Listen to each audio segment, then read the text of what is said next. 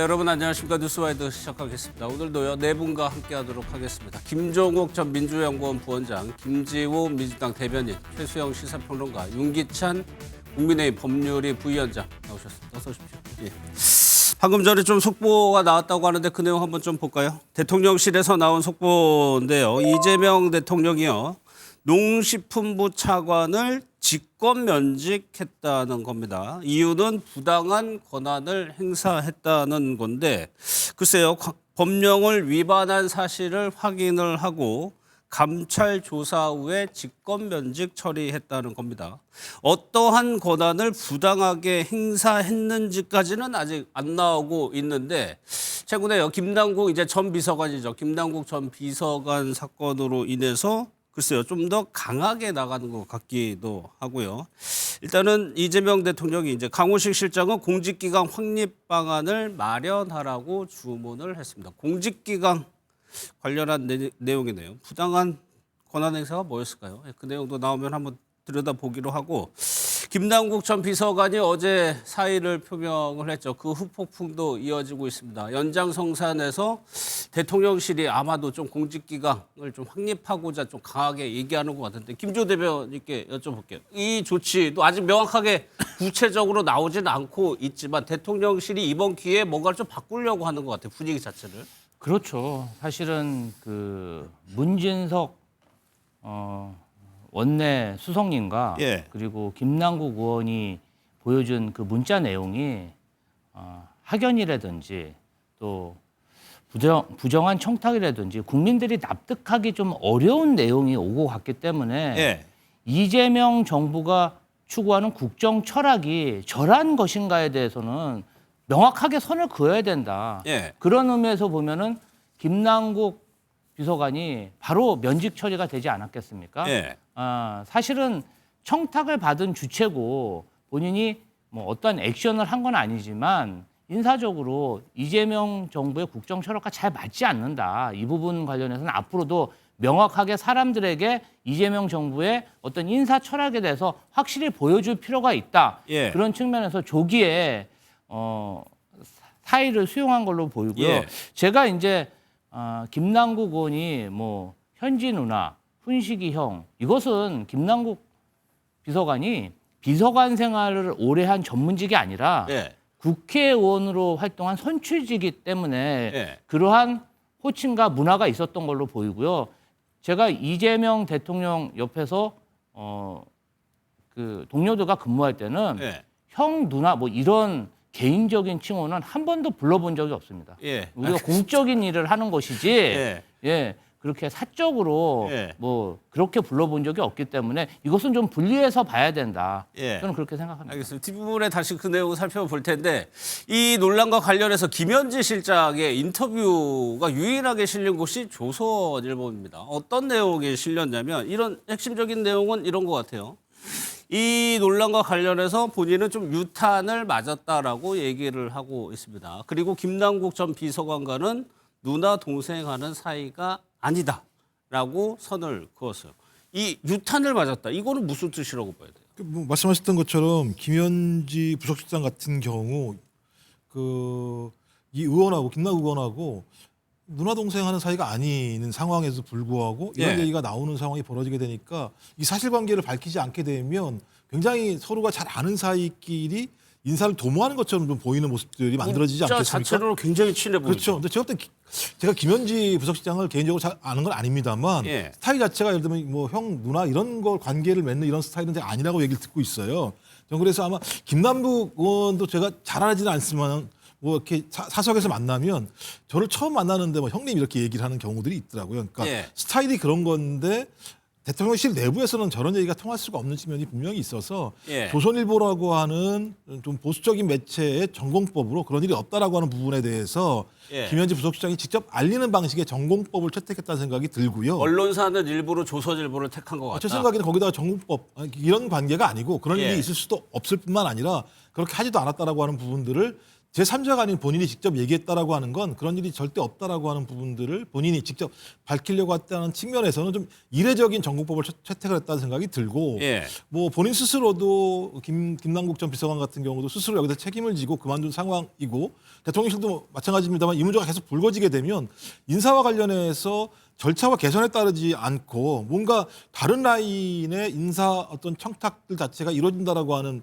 메시지나 이미지를 국민들이 갖게 되면 예. 대통령이 직접적인 타격을 받을 수밖에 없는 측면이 그렇죠. 분명히 있기 때문에 본인이 그 문제와 관련해서 직접 언론사에게 절대 그런 일은 없다라고 하는 명확한 입장을 좀 밝힌 거라고 생각을 합니다. 예. 강훈식 실장이 뭐 어떤 보도에 따르면 그렇게 얘기를 했다는 것 같아요. 청탁과 인사 추천을 구별하지 못하는 공직자가 있다. 김남국 비서관을 지칭한 거였을 때 그 얘기는 이거를 청탁이라고 본 겁니다. 근데 저는 이 짧은 문자가 많은 것을 함의하고 있다고 봅니다. 예. 그래서 저는 문진석 의원과 주고받은 문자가 그렇게 길지는 않잖아요. 근데 거기에 여러 가지 함의가 있는데 5가지 정도는 좀 담겨 있다고 봐요. 5가지나 그럼요. 담겨 있어요? 일단은 사실 김현지 실장은 비선은 아니에요. 이른바 월선일 수는 있죠. 그러니까 비선이란 거는 공직 라인에 개선 라인에 없는 사람이고 예. 숨어 있는 사람인데 예. 공직 라인에 있으니까 그러니까 이제 지금 중요한 건 첫 번째 문제는 뭐냐면은 그러면 김현지 실장이 비공식적으로 실장이 주관하는 인사위원회에 개입했는지 원래 부속실장은 인사위원회 멤버가 아니거든요. 그러면 이재명 정부에서는 그건 내규로 해도 되니까 부속실장도 여기 참여하도록 한다면 되니까 그걸 하나 밝힐 그러니까 이유가 있다. 그게 월선 실세 논란이고 예. 두 번째가 끼리 학연 인사를 드러냈다는 점이에요. 학연 예. 인사. 그러니까 이른바 중대 라인이라는 게 표면화됐다는 걸 이게 두 번째 의미가 있는 거고 세 번째가 뭐냐면 호칭에서 우리가 알 수 있듯이 민주당 내부의 어떤 끼리끼리 문화가 여기에 잠복돼 있다. 이게 좀 여기에 전 드러났다고 보는 거고 네 번째가 자 그러면 여기에 손을 댈 수 없는 법적으로 손을 댈 수 없는 민간 기업, 민간 협회의 협회장까지 용산 대통령실이 좌지우지 쥐락펴락 하라고 얘기할 정도면 그렇다면 이거는 공적 라인의 인사는 이건 뭐 불문 가지 말할 필요도 없는 것 아니냐 예. 이런 합리적 의심을 준 거고 마지막 보너스가 5번째가 뭐냐면은 강훈식 실장한테 얘기가 좀 그러니까 네가 그렇게 좀 해달라고 얘기하잖아요. 예. 여권 내부의 미묘한 권력 지형 내지는 권력 갈등 같은 경우가 여기에 지금 내포돼 있다. 강 실장을 좀 약간 우회해달라는 식의 얘기. 그러니까 예. 저는 어쨌든 이 짧은 문자에 5가지의 함의가 담겨져 있어서 예. 매우 이건 흥미로운 지점이라고 저는 생각을 해요. 5가지나 이렇게 짚어 주셨습니다. 그러니까 형 누나 하는 누나라고 부르는 거 공적인 이제 책임을 맡고 있는 분들이 여기에 대해서 강유정 대변인은 김남국 전 비서관의 좀 개인적인 스타일이 좀 그렇다라는 취지로 좀 얘기를 했더라고요. 그 얘기 한번 들어보겠습니다. 김남국 비서관의 주책이죠. 근데 김남국 비서관이 워낙에 형 뭐 누나 이렇게 자주 부르고 그래요? 일을 막 할 때라기보다 엘리베이터 같은 데 이렇게 서서 만나고 하면은 뭐 누나 밥 한번 먹어요. 이런 주책 맞다라고 제가 표현했습니다. 근데 주책 정도로는 안 될 사안인 것 같은데. 네, 주책 이상이니까 그죠. 경고를 받았죠. 비서실장이 아마 눈물 쏙 빼게 경고한 걸로 알고 있습니다. 네. 저 내용은 이제 사직서를 내기 전에 인터뷰입니다. 그냥 경고받은 상태에서 저렇게 얘기를 했는데 글쎄 뭐 아시는 분이 있는지 모르겠는데 김남국 전 비서관이 사실 사석에서는 저렇게 많이 부른다고는 해요. 네. 유기찬 부위원장께서 보시기에는 글쎄요. 대통령실의 비서관이라고 하면 굉장히 높은 자리죠. 실장도 그렇고.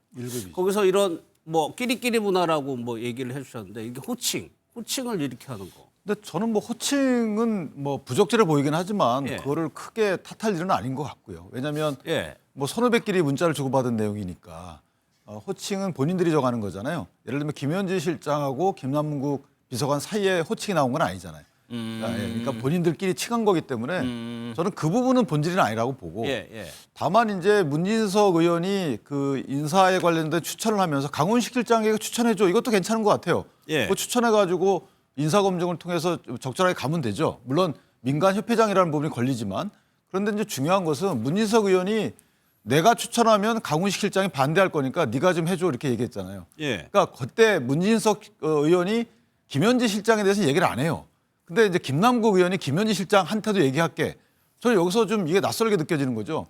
문진석 의원이 김현지 실장한테도 추천해줘 이랬으면 뭐 내부 시스템 모를 수 있으니까 그냥 뭐 실세니까 추천해줘 이렇게 얘기할 수 있겠지만 이미 6월 달에 들어갔단 말이에요. 김남국 의원이. 그러면 내부 시스템이나 분위기를 잘 알고 있을 터인데 6개월 같이 있었으니까.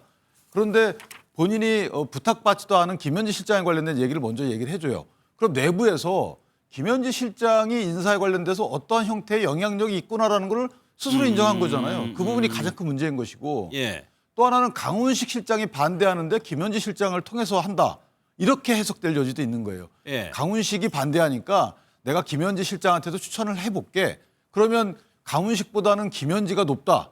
이렇게 오해할 소지도 있는 거란 말이에요. 그러니까 저기서 제가 물론 뭐 가십거리를 얘기하고 있지만 그런 부분이 읽힐 수 있는 거고 결국은 뭐냐면 김현지 실장이 애당초에 처음 이렇게 구설수에 올랐으면 저희가 뭐 그럴 수도 있지라고 얘기를 하겠는데 이미 원래 총무비서관은 인사를 담당하는 자리잖아요. 3급 이하 인사를 담당하거든요. 그 총무비서관 했다가 국정감사 나오라고 하니까 증인 채택 안 한 뒤에 돌연 부속실장으로 옮겼단 말이에요. 그러면 이거는 국정감사에 나와서 국민께 예의를 표하기 싫어서 부속실장이란 자리만 옮기고 업무는 총무비서관의 인사 업무도 본 것 아니냐. 이런 충분한 오해가 가능한 거예요. 여기에 대해서는 아닙니다. 나 유탄 맞았습니다. 이렇게 할 것이 아니고 국회가 능동적으로 뭐 현안 질의를 하든 청문회를 하든 해서 아닌 걸 밝혀줘야죠. 대통령실에서 일어난 일을 특별감찰관이 조사한 것도 아니고 어떻게 그냥 당사자들이 해명하는 것만 믿고 넘어갈까요? 그럼 이전에 쭉 대통령실에서 있었던 것들은 다 당사자 해명을 믿고 저희가 그냥 묻어뒀나요? 아니잖아요. 그러니까 더 큰 대통령 입장에서도 더 큰 인사상의 뭔가 불협화음을 방지하기 위해서라도 조금 짚고 넘어가야 되지 않을까 개인적으로 뭔가 밝혀봐야 될 것 같아요. 요 사안 관련해서 사실은 김남국 비서관이 인사수석이나 이런 분들을 거론하는 게 저는 좀 다행이라고 생각합니다. 사실 대통령실에 근무하다 보면은 많은 민원이 들어옵니다. 그리고 문진석 수석이 말한 그 직책도 김남국 의원이 잘 모르는 직책일 수가 있어요. 민간 기업 협회장까지 대통령실 비서관이 다 알 수는 없잖아요. 근데 민원이 들어왔을 때 이것을 냉정하게 거절하기가 쉽지가 않고 만약에 또 냉정하게 거절하면 참 차가운 사람이다. 민원을 넣어도 잘 살펴보지 않는다. 그런 의미에서 아무래도 비서관 경력이 적다 보니까 이러한 민원이 들어왔을 때 강훈식 비서실장과 김현지 부속실장 본인과 아무래도 직속 상관이고 민원 처리를 잘해 봤을 법한 분과 의논을 하려는 의도가 있을 수도 있다. 저는 그렇게 생각하고 물론 형 누나 하면서 추천하겠다. 이건 잘못된 표현이죠. 그러나 실제로 그러면 이 인사가 그런 대표직으로 인사가 났냐? 뭐 아직 그렇게 된 것도 아니지 않습니까? 이것을 마치 실행된 것처럼 정치 쟁점화하는 것은 다소 좀 침소붕대 좀 너무 나간 게 아닐까 싶습니다. 그러니까 여러 가지 민원을 받는 과정에서 선배니까 의례적으로 표현한 거 아니냐는 취지인 것 같은데 김남국 전 비서관의 그래서 해명도 한 군데 실린 게 있습니다. 인사춘천을 대통령실에 일하면서 단 한 번도 한 적이 없다고 얘기를 했어요. 이 해명이 사실이란 전제에서 김지호 대변인이 얘기한 걸 들어보면 그냥 의례상 그렇게 그냥 전달하겠다 취지로 얘기했다고 하는 것 같아요. 그래서 인사에는 뭐 관심도 없고 대통령실 일을 해왔다는 건데 김현지 실장도 이거 관련해서 얘기한 적은 없다. 일단 해명은 그렇게 하고 있습니다. 그러니까 법적으로는 미수범 맞아요. 법적으로는 그 불발됐으니까. 근데 정치적으로는 저는 사실상 기수에 가깝다고 생각을 해요. 왜냐하면 문진석 의원이 원내 수석 부대표고 중앙대 처음에 핵심적인 이른바 7인의 라인이에요. 김남국 의원도 그 같은 멤버고. 자 그런데 그렇게 그 정말 어려운 직속 선배가 부탁하는 거를 예의 차원, 말을 그대로 그냥 민원 접수 차원에서 퉁치듯이 했다. 그게 합리적으로 해명 가능합니까? 그러니까 미수에 그쳤으니까 어쩔 수 없어요. 저희도 그냥 이게 성사가 돼서 그 얘기했던 분이 진짜 그 자리에 갔으면은 그 혹독한 더 비판을 하고 법적으로 문제 삼을 수도 있지만 뭐 이게 중단에 중단됐으니 뭐 더 이상 뭐라 할 수는 없지만 정치적으로는 많은 심증을 굳히게 된 거예요. 이거는 성사가 된 것이라 진배가 없다. 중간에 안 돼서 그런 거지. 그런데 여기서 중요한 거 하나. 지금 윤 변호사를 지적했지만 왜 김현지 실장이냐는 거죠. 청와대는 인사위원, 대통령실은 인사위원회가 법적으로 있습니다. 그 인사위원장이 이제 강훈식 실장이고, 근데 김남국 의원이 총비서실장이 인사위원이 아닌 걸 몰랐을까요?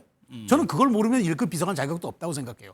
저도 뭐 2년 반 근무했지만 저도 내부 사정 빠삭했었어요. 어느 규정이 모를 수가 없는 거예요. 근데 그거를 그쪽에서 넘기겠다고 얘기한 거 이게 인사치레인가? 의례적인가? 이쪽을 안심시키기 위해서 내가 그냥 면피용을 한 것인가? 네. 아니라고 보죠. 실제적으로 이걸 해결할 의사가 있었기 때문에 그쪽으로 내가 한번 해볼게라는 게 어찌 보면 방점으로 놓고 보면 거기에 더 찍힌 게 좀 맞다고 보기 때문에 이게 이제 물론 미수에 그쳐서 저도 뭐 더 이상 드릴 말씀 없습니다만은 네. 이게 굉장히 국민들에게는 뭘 줬냐면은 김현지라는 이름 석자가 이 이재명 정부의 인사와 연관되는 아주 중요한 이미지를 등치시켜 버렸다는 거. 이게 이 정부 입장에서 대단히 뼈 아플 일이라고 저는 생각합니다. 최수영 평론가님이 굉장히 깊게 생각하신 것 같아요. 이번 사안에 대해서. 그런데 어제 사직서를 내면은 의뢰 이제 봉합수순으로 가게 되는데 계속적으로 논란이 이어오고 있어요. 그래서 대통령실의 강훈식 실장도 후속 조치를 계속적으로 얘기하고 있는 것 같은데 그중에서 민주당에서 김남국 전 비서관을 옹호하는 좀 목소리가 나오고 있는 것도 한번 좀 살펴보겠습니다. 박지원 의원이 뭐라고 얘기를 했냐면은 글쎄 아까 김지호 대변인이 얘기한 게 이건 것 같아요. 형 누나라고 부르는 건 민주당의 언어 풍토다. 이렇게 많이 부른다는 취지겠죠. 그러면서 김남국의 모습은 칭찬받아서 마땅하다. 왜냐하면 책임을 졌기 때문에라고 했는데 글쎄요. 강덕구 의원도 그랬고 꺼져가는 불씨에 다시 뭐 불을 지핀 거 아니냐는 지적이 있거든요. 일단 민주당 의원들이 마음의 빚이 있어요. 김남국 의원한테. 김남국 의원한테? 네. 이제 예. 과거에 이제 코인 문제와 관련해서 예.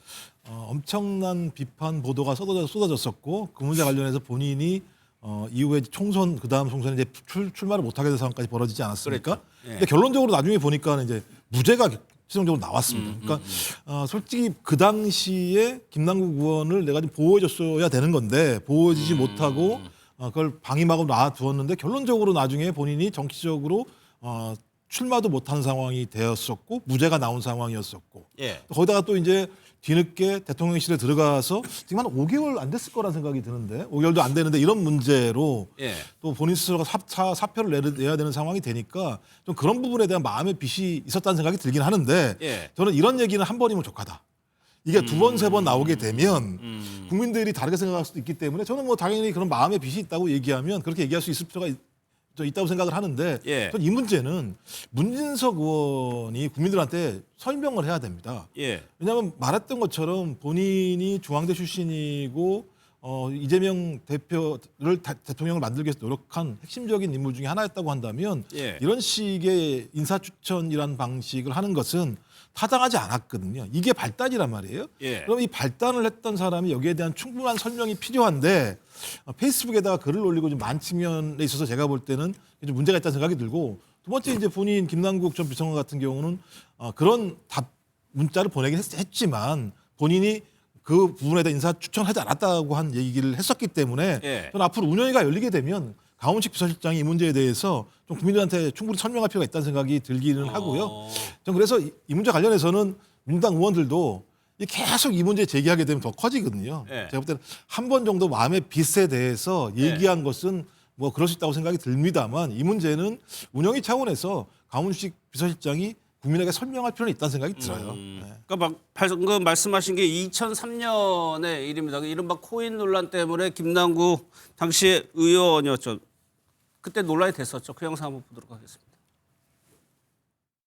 어떤 내용 위주로 설명하고 있지만 한 말씀 더 부탁드립니다. 우리 자문위에서 질의하신 내용을 중심으로 해서 성실하게 답변. 윤리특별위원회에서 공정하고 객관적인 기준에 따라서 합당한 판단을 해주실 거라고 생각을 합니다. 네. 추가 소명 주시나요? 글쎄요, 지금 막 김종훈 부회장이 얘기한 것처럼 당시에 민주당에서 김남국 의원을 지금 보는 시각에 그런 동정, 그런 연민의 시각이 있습니까? 지금도? 뭐 그런 부분도 있겠지만 예. 강덕구 의원 같은 경우는 최근에 민주당의 경기도당위원장 선거부터 그리고 최근의 정치적 행보를 보면은 김남국 비서관과 긴밀하게 소통하고 정치적 동지를 함께한 사이입니다. 그러다 보니까 이번에 낭만 것에 대해서 개인적인 안타까움을 전 표한 걸로 보고요. 박지원 의원님 같은 경우는 사실은 여의도에서 차기 국회의장으로 예. 물망에 오르고 있습니다. 그래요? 민주당 같은 경우는 국회의장을 당내 경선으로 선출할 때도 아무래도 당원들의 의견도 20% 듣기 때문에 예. 그러한 부분까지 고려하지 않았을까 하는 그런 정치평론가의 의견들도 있습니다. 사실은 저도 민주당에서 오래 생활해봤지만 뭐 지역구 가서는 형님 동생 하지만 그 의원님들끼리 형님 동생 하는 거는 못 봤습니다. 민주당의 어떤 그러한 풍토다 문화다 어떤 일정 부분 그룹에서는 그런 부분이 있을 수 있겠지만 조금 동떨어진 얘기가 아닐까 그렇게 생각합니다. 알겠습니다. 이제 특검 관련 소식도 좀 살펴볼 텐데 오늘 국민의힘 김기현 의원의 배우자가 특검 조사에 출석을 했습니다. 그 영상 좀 보도록 하겠습니다.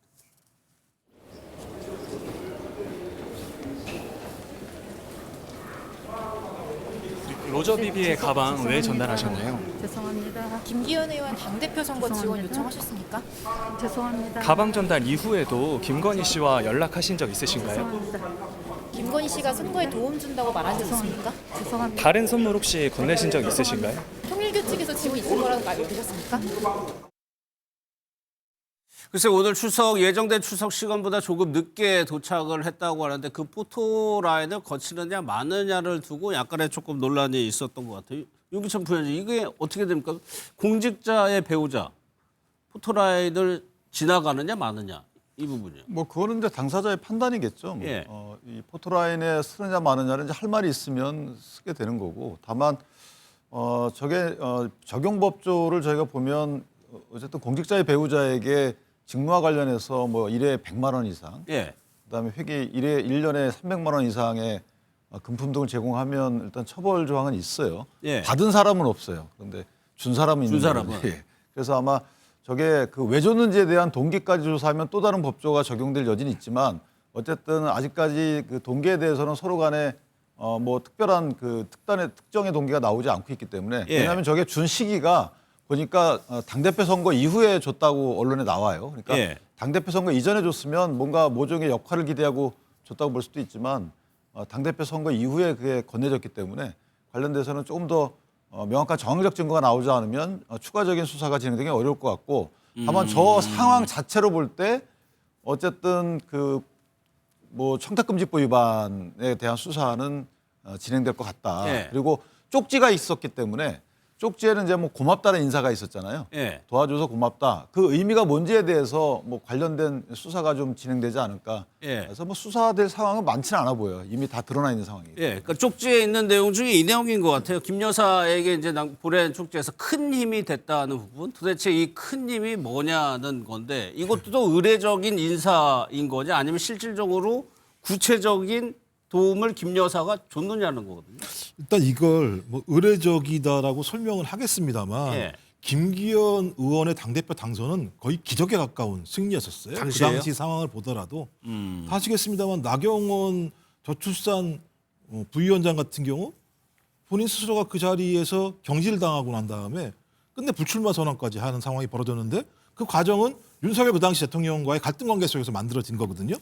그다음에 안철수 의원 같은 경우도 출마했는데 아니 정무수석실에서 아무 일도 하지 않으면 아무것도 일어나지 않을 거라는 얘기를 하는 정도의 직접적인 개입이 있었던 상황입니다. 그리고 원래 이건 권성동 의원이 나오려고 했었던 거고요. 근데 그래 룰도 다 바꾸어서 소위 100% 다 당원 투표를 통해서 김기현 후보라고 하는 꼴등 후보가 1등으로 당선된 과정이었었거든요.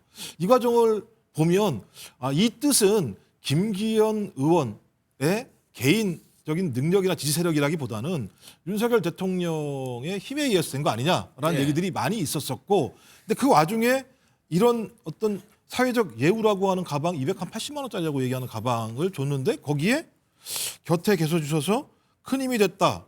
근데 그것도 윤석열 대통령에 대한 얘기도 아니고 김건희 씨에 대한 얘기를 썼을 때는 김건희 씨가 무엇인가 역할을 했으니까 이렇게 하지 않았겠는가라는 얘기가 있는데 또 거기엔 또 권성동 의원과 관련해서 통일교와의 관계들이 분명히 있었기 때문에 이런 저간의 관계와 관련해서 대통령실 또는 김건희 씨가 이 부분과 관련해서 상당한 역할을 한 거 아니냐라고 하는 정황 증거들은 충분히 있다. 그래서 앞으로 이건 수사를 통해서 밝혀지면 어떤 것이 나올지 저희가 추후에 확인하면 될 문제라고 생각을 합니다. 뭐 김기현 의원 뭐 배우자 입장에서는 기존에 했던 주장을 계속 유지할 수밖에 없겠죠 지금. 그렇게 갈 것 같은데 저는 이제 이 부분에서 이렇게 보면 될 것 같아요. 김여정 영부인께서 곁에 주셔서 큰 힘이 됐다. 사실 저도 그 당시 상황을 저도 잘 압니다. 왜냐하면 저도 그때 뭐 이런저런 이제 그 후보들과 이제 교감하면서 컨설팅이나 조언도 좀 하고 했을 때니까. 근데 이제 그때 당시 보면은 사실 김기현 후보가 거의 꼴찌 후보는 맞았어요. 처음에 이제 나경원 후보가 가장 유력했고 그때 여론조사상을 놓고 보면은 그다음에 안철수였는데 차례차례 이렇게 이제 정리가 된 거죠. 그러면서 그때 이제 언론에 뭐 이제 기억하실 겁니다만 언론에서 그때 평가된 게 윤심은 김기현이다 했습니다. 윤심은 김기현이다. 그리고 이제 당원 룰이 100%로 바뀌면서 실제로 원사이드에 그렇게 가서 실제로 그때 뭐가 관건이냐면 과연 안철수와 결선 투표를 가느냐 마느냐가 관건이었을 정도로 사실상 이제 우세 국면을 유지했어요. 그래서 결국은 결선 투표도 안 가고 그냥 당선돼 버리지 않았습니까? 자, 그렇다면 여기에서 도움을 준 사람 사실상 누굴까요? 저는 윤 전 대통령, 그러니까 윤심이 실렸다고 하는 당시 보도가 그 주류였기 때문에 윤심이 실렸다고 보는 게 좀 맞다면 정말 김기현 대표라든가 말하자면 김기현 대표의 배우자는 윤 전 대통령에 고마워야 되는 게 맞는데 윤 전 대통령이 선물할 수가 없겠죠. 우리가 통상 보면은 어떤 고마움이나 인사치레를 할 때는 그쪽 가장보다는 배우자에게 하는 경우들이 왕왕 있습니다. 저는 그래서 그 경로를 택했다고 봐요. 근데 이게 사회 상규상 이게 이제 사후의 일이고 이 정도를 가지고 이제 담례가 이게 뇌물이거나 혹은 어떤 말하자면은 그 부적절한 거래일 수 있는가? 전 그건 안 보고 다만 고마웠다는 마음을 배우자에게 표현하는데 고가의 가방으로 했다. 그것이 사실은 부적절했다. 여기에 대해서는 윤리적 도덕적으로 비판받을 수는 있으나 이것을 법적 처벌로 단죄하기까지는 조금 어려움이 있을 것이다. 저는 그렇게 생각이 돼요. 아니 왜냐하면 윤 전 대통령의 도움이 있을 수는 있다. 그런데 윤 전 대통령과 김 여사의 관계를 보면 이건 뭐 파편화된 증언이긴 합니다. 명태균 씨가 얘기한 거 보면은 김건희 여사가 그랬다는 거예요. 남편은 내가 컨트롤하면 된다. 이것이 결국에는 그 김 여사하고 뭐 정치 공동체인가 이런 표현도 등장하고 하다 보니까 결국에는 김 여사가 영향을 미친 거 아니냐 이런 특검이 이렇게 보고 있는 것 같아요. 아니 그렇죠. 사실은 고위공직자의 배우자들이 저렇게 선물을 주고받는 게 우리 대한민국 사회 통념상 그게 통용돼야 되나?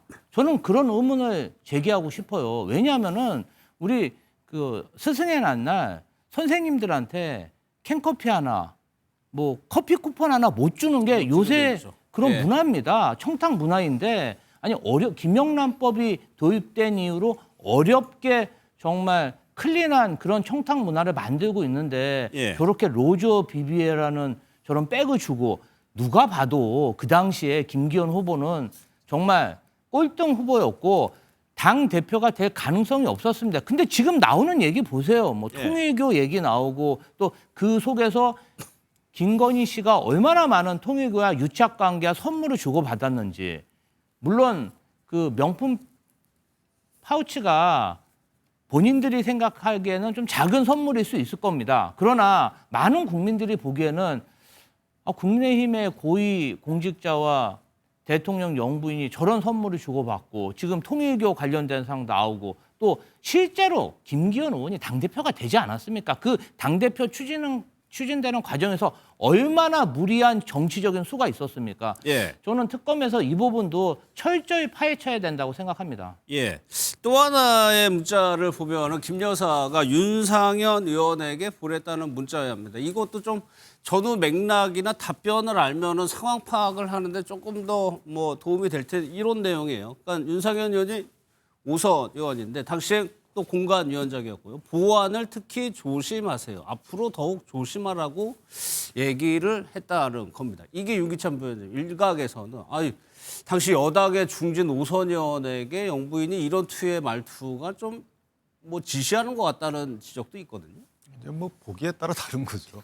제가 저 하나하나를 갖다가 사실은 이제 거의 집중 분석해서 매번 이슈를 삼는데 저는 적절하지는 않다고 봐요. 왜냐하면 그 어투에 그 저간의 두 분 사이에 어떤 대화가 오갔는지에 대해서 다 이렇게 놓고 그 다음에 이제 분석을 하면 몰라도 그거 딱 떼어내가지고 하는 것은 왜냐하면 그 당시가 막 이제 뭐 특검 대두론이 있고 할 때기 때문에 실제 용건만 간단히 할 수도 있는 거고 물론 부적절해요. 제가 저 문자 메시지를 주고받고 하고 그 뭐에 대한 보완인지 궁금해요. 이게. 아마 이제 공천 관련해서 얘기 드리겠죠. 그런데 이제 저간의 내용이 같이 설명이 된다 그러면 저게 해석이 가능한데 실제 두 분 사이에 어떤 내용들이 오갔는지에 대해서 저희는 딱 떼어서 그것만 보고 있기 때문에 저게 어투가 어떻다라고 분석하는 건 좀 적절치 않다고 봐요. 오히려 왜냐하면 그간에 예를 들어서 뭐 그 보안이라는 것이 윤상현 의원이 어떤 말을 했는지 그 어떤 말을 한 그 내용이 사실과 부합하는지 안 했는지 이런 것도 다 저희가 파악을 해야 되는 거잖아요. 그래서 그럼 조심해 주세요라는 의미일 수도 있고 또는 윤상현 의원이 실수를 안 했는데 미리 조심하세요라는 어떤 당부의 말인데 상당히 고압적으로 들릴 수도 있는 거고. 예. 그래서 상황을 알고 나서 보면 달리 볼 수 있는 거고 제가 말씀드렸듯이 만약에 윤상현 의원이 어떤 말을 하지 않았는데 앞으로 조심하세요라고 하면 굉장히 고압적으로 들리는 거죠. 그런데 윤상현 의원이 공천 관련해서 어떤 언급을 했는데 그 언급이 사실과 다르기 때문에 조심해 주세요라고 하면 꼭 고압적이라고 볼 수 없는 거고. 예. 그래서 저는 배경 상황에 대한 어떤 정보 없이 요것만 딱 떼어놔서 예. 그 어투를 보는 것은 상황 판단에 적절한 방법은 아니다 이렇게 생각합니다. 최수영 평론가님이 앞서 5가지나 짚어내셨는데 앞서 문자에서 이건 어떻습니까? 이건 사실 작년 9월이 어떤 때입니까? 작년 9월이면은 사실상 이제 윤석열 정부가 그때 위기 정국으로 몰렸을 때고 그렇죠. 명태균 씨 황금폰 얘기가 그때 언론 지상을 다 도배할 무렵의 이야기입니다. 예. 그러니까 그때 저는 이 문자를 보면서 정작 조심해야 될 영부인이 왜 이렇게 말하자면은 그 온갖 데다가 문자를 보냈을까? 거꾸로 사실 윤상현 의원 정도 5선 정도를 하잖아요. 그러면 이 파괴력을 알아요. 특히나 윤상현 의원 같은 경우는 권력의 지형에 민감한 분이잖아요. 예. 그 원래 태생 자체가 이제 권력 그 가문에서 이제 시작을 했고 그다음에 예. 박근혜 전 대통령에게도 그때 흔히 얘기하죠. 오늘도 우리가 다뤘습니다만은 누님 동생 하던 흔히 그때 얘기하던 사이 아니었습니까? 예. 그렇기 때문에 이 권력 내부의 풍향을 잘 알아요. 그러니까 본인이 뭘 어떻게 처신해야 되는지 너무 잘 아는데 제가 거꾸로 이거는 김 여사가 정말 이거는 오버한 거다. 그러니까 당시 정말 그때부터 특검 얘기가 나오고 명태균의 황금폰 얘기가 나왔을 무렵이면은 예. 오히려 김 여사가 내가 털릴 게 더 없을까. 나중에라도 혹시나 이건 뭐 설령 이게 정권이 그냥 무난하게 이양이 되더라도 예. 이게 나중에 어떤 식으로 갈지 모르는데 뭐 전화기에 사실 요즘에 모든 게 다 담겨 있는데 저런 걸 한 것은 저게 오히려 저는 천려일실이었다. 저게 오히려 실수였다. 윤 의원에게 당부했던 거 그러니까 더 언론에 더 쓸데없는 얘기 하지 마라. 저는 그 맥락으로 봐요. 예. 그런데 그 얘기는 제가 보기에 윤상현이 더 잘할 겁니다. 그래 더 처신을 잘할 거고 그다음에 더더군다나 이번 탄핵 과정에서도 윤상현 의원은 바로 그 관저에 가가지고 대통령 그렇죠. 곁에 있었어요. 그러니까 네. 그런 게 있었는데 김 여사가 본인이 뭔가 불안해 보이는 과정에서 여기저기 이렇게 문자를 넣은 게 저는 다른 데서도 이게 나올 수 있을 거라고 봐요. 다른 사람들 폰에서도. 네. 그렇기 때문에 이거는 김 여사가 조금 좀 어찌 보면은 좀 경솔하게 예. 여기저기에 자신의 불안감을 표출하다 보니까 나온 그 흔적으로 봐야지 여기에 뭐 특별한 것을 당신 얘기하지 마라라고 지목해서 뭐 보안을 유지하는 그런 당부는 아니었다고 생각합니다. 그 얘기 듣다 보니까 박성재 법무부 장관에게 보냈다는 메시지가 10월 그쯤 아니었나요? 예, 그렇죠. 예. 그때가 대부분 지금 김건희 특검법 문제가 시끄러울 때죠. 주요한 상황이었었고 모든 초점이 김건희 씨한테 맞춰져 있는 상황이었었고 이게 내관처럼 됐던 상황인데 저는 시간이 지나니까 이제 좀 이해가 되는 측면이 있어요. 아니 대통령 부인이 보안 특히 조심하세요. 보안이라는 얘기를 뭐하러 합니까? 보안 지키기가 뭐가 있어요? 그다음에 앞으로 더욱 조심만 하세요.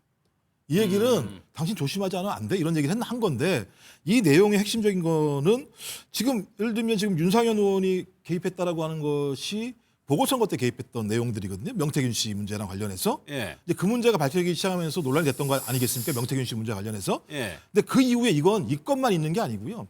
김상민 전 국정원 특보 같은 경우 같이 연결돼 있는 거예요.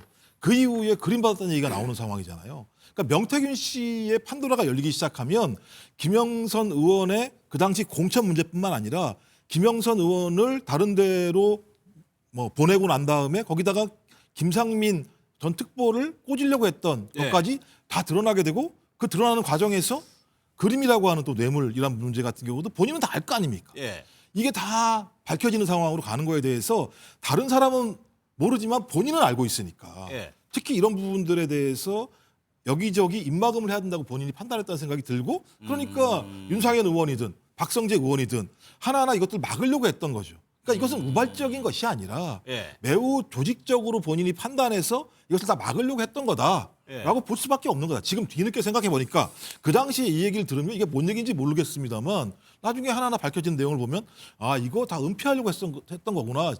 그리고 만약 진짜 특검이 시작되게 되면 예. 이게 가장 중요한 문제가 될 수 있는 거라고 본인이 판단했다는 생각이 들기 때문에 근데 이제 드디어 정권이 교체가 되니까 특검을 통해서 이게 하나하나 밝혀지고 있는 거죠. 예, 그 시점이 문제가 될 수 있다는 말씀이시죠. 명태균 씨 관련 의혹이 막 쏟아져 나오고 국회에서도 정치권에서도 한참 시끄러웠을 때니까. 그리고 12월 10일 날 원래 특검법이 김건희 특검법이 통과될 뻔했었어요. 예. 근데 12월 3일 날 내란이 벌어지면서 뒤로 밀어졌던 측면이 분명히 있는 거니까 그 전까지 김건희 씨 입장에서는 이걸 계속 막아야 됐었겠죠. 예. 윤상현 의원을 통해서 아니면 박성재 법무부 장관을 통해서 본인에게 제기되고 있는 특검에서 수사할 내용들을 다 미리 막으려고 했었겠죠. 예. 그 문자가 어디까지 가는지 모르겠습니다. 알겠습니다. 김용현 전 장관의 변호인에 대해서 5일 추가 감치됐다고 어제 전해 드렸는데 다시 들어온 소식에 의하면은 이 감치도 집행이 되지 않았다는 얘기입니다. 영상을 좀 먼저 보겠습니다. 나가십시오. 자, 감시합니다. 감시합니다. 그 구검 장소에다 유치하도록 하겠습니다. 옆에 계신 분은 왜 있습니까? 나가십시오. 바로 안 나가시면 감시합니다. 자, 감시합니다.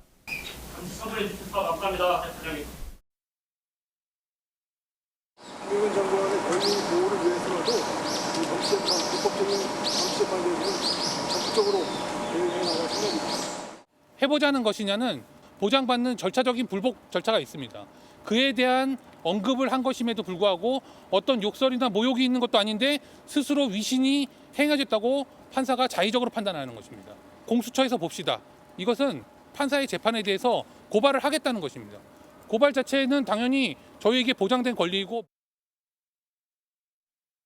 감치가 집행이 되지 않은 이유는 이 당사자가 나오지 않아서 그랬다는 건데 이거 윤기찬 부위원장께 여쭤볼 수가 없는데 감치가 상당히 이례적인 건 알아요. 그런데 이렇게 집행이 하는데 허점이 많은 겁니까? 감치는 사실은 이제 구속하고 똑같은 거거든요. 예. 구속영장 집행하고 똑같기 때문에 인신을 바로 구속을 확보를 해야 되는 건데 당사자가 안 나오게 되면 인신 확보가 안 되는 거죠. 그래서 아마 당장은 집행이 안 돼도 집행 관련돼서 협의를 하지 않을까 싶어요. 언제까지 나오라. 그래서 이제 감치 집행을 할 텐데 저는 조금 아쉬운 부분이 있어요. 이게 굳이 5일을 더 감치 재판할 이유가 있었을까라는 생각을 해요. 예. 변호인들이 감치 재판 과정에서 뭐 저렇게 뭐 공수처에서 보자 이렇게 하는 건 매우 부적절하죠. 근데 그것에 대해서는 이미 법원행정처가 고발을 했거든요.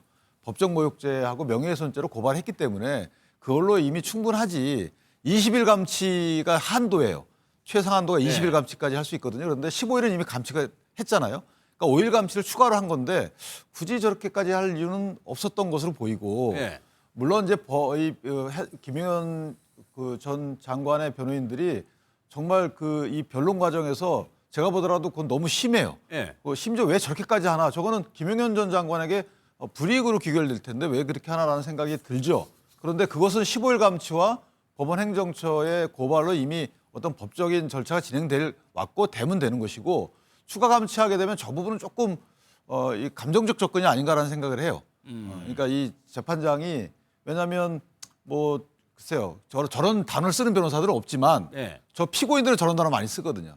선고할 때 본인이 생각했던 거 이상의 선고가 나오거나 특히나 국가보안법 위반 피고인의 경우에는 저런 반응이 꽤 있어요. 예. 근데 그때마다 감치하지 않아요. 그래서 근데 변호인까지 저렇게 감치할 필요가 있을까라는 5일 추가 감치는 좀 매우 아쉽다. 이런 생각이 들어요. 아니 그러면 나오지 않아서 집행을 못한 거는 법률 변호사니까 이걸 알고 일부러 안 나왔다고 아마 제 봐도 되는 거예요? 생각에는 예상을 하지 않았을까. 그래서 감치를 만약에 감시 재판에 안 나오게 되면 신병 확보가 안 되고 감치 집행이 안 되잖아요. 예. 그럼 이제 재판장이 집행 정지를 해놓은 상태에서 나중에 추가 집행을 위한 또 절차 진행할 수 있기 때문에 지금 글쎄요 지금 그 재판장의 태도로 볼 때는 집행하지 않을까 싶어요. 그런데 제가 강제 집행해야 되는 거죠 그러면?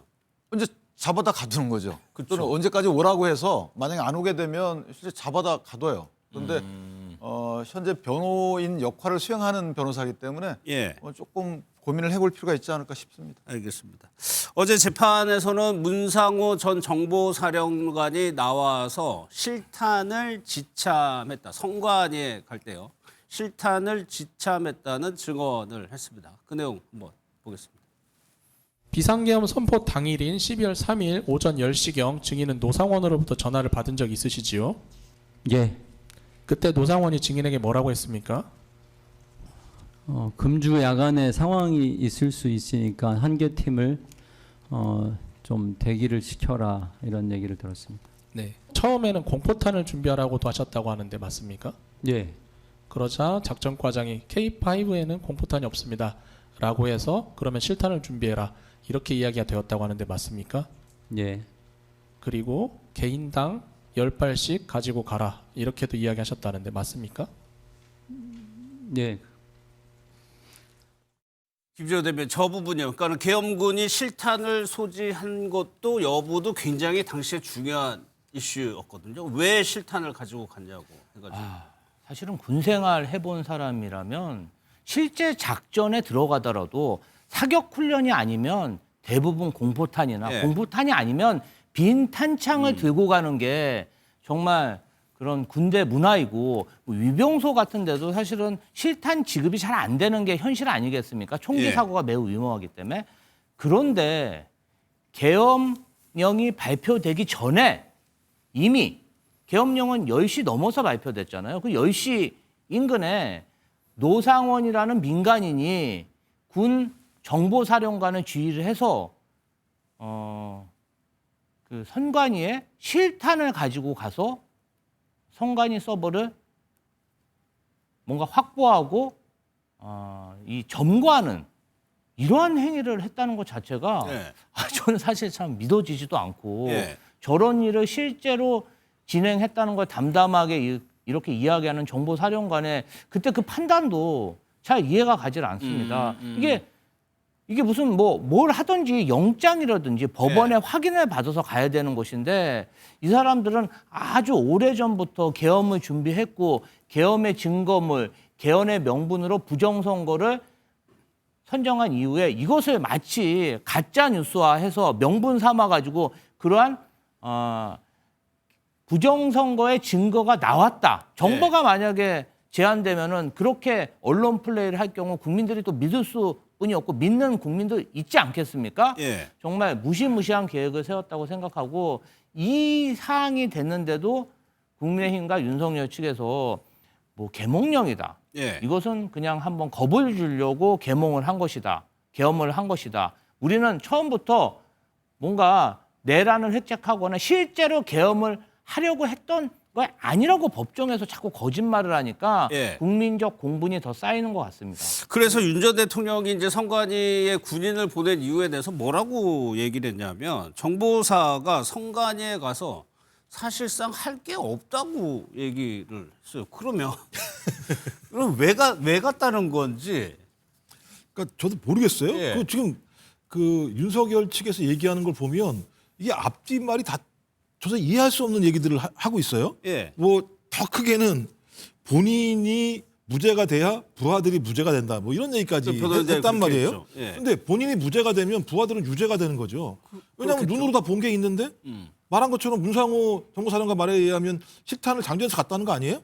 그럼 저다 걸리는 내용인데 지금 보면 서로 다 거짓말을 하는 상황이니까 맨 처음에 뭐라 그랬습니까? 선관위 거기에 내가 보내지 말라 그랬는데 김영현 전 국방부 장관이 보냈다고 얘기한 거 아니겠습니까? 그렇죠. 본인 얘기에 의하면. 예. 근데 김영현 전 국방부 장관은 그 문상호 사령관한테 전화를 해가지고 민간인이 노상원 얘기 잘 들어라 얘기를 했고 노상원은 실탄 갖고 가라 얘기를 한 일이 벌어졌고 또 대통령 말에 의하면 가서 할 게 아무것도 없는데 선관위 직원들을 위협하려고 실탄을 갖고 왔다? 말이 안 되는 상황이어서 예. 지금 이게 요 사건 자체가 왜 특검이 더 지속돼야 되는지를 좀 여러 가지로 보여주는 측면이 있는 건데요.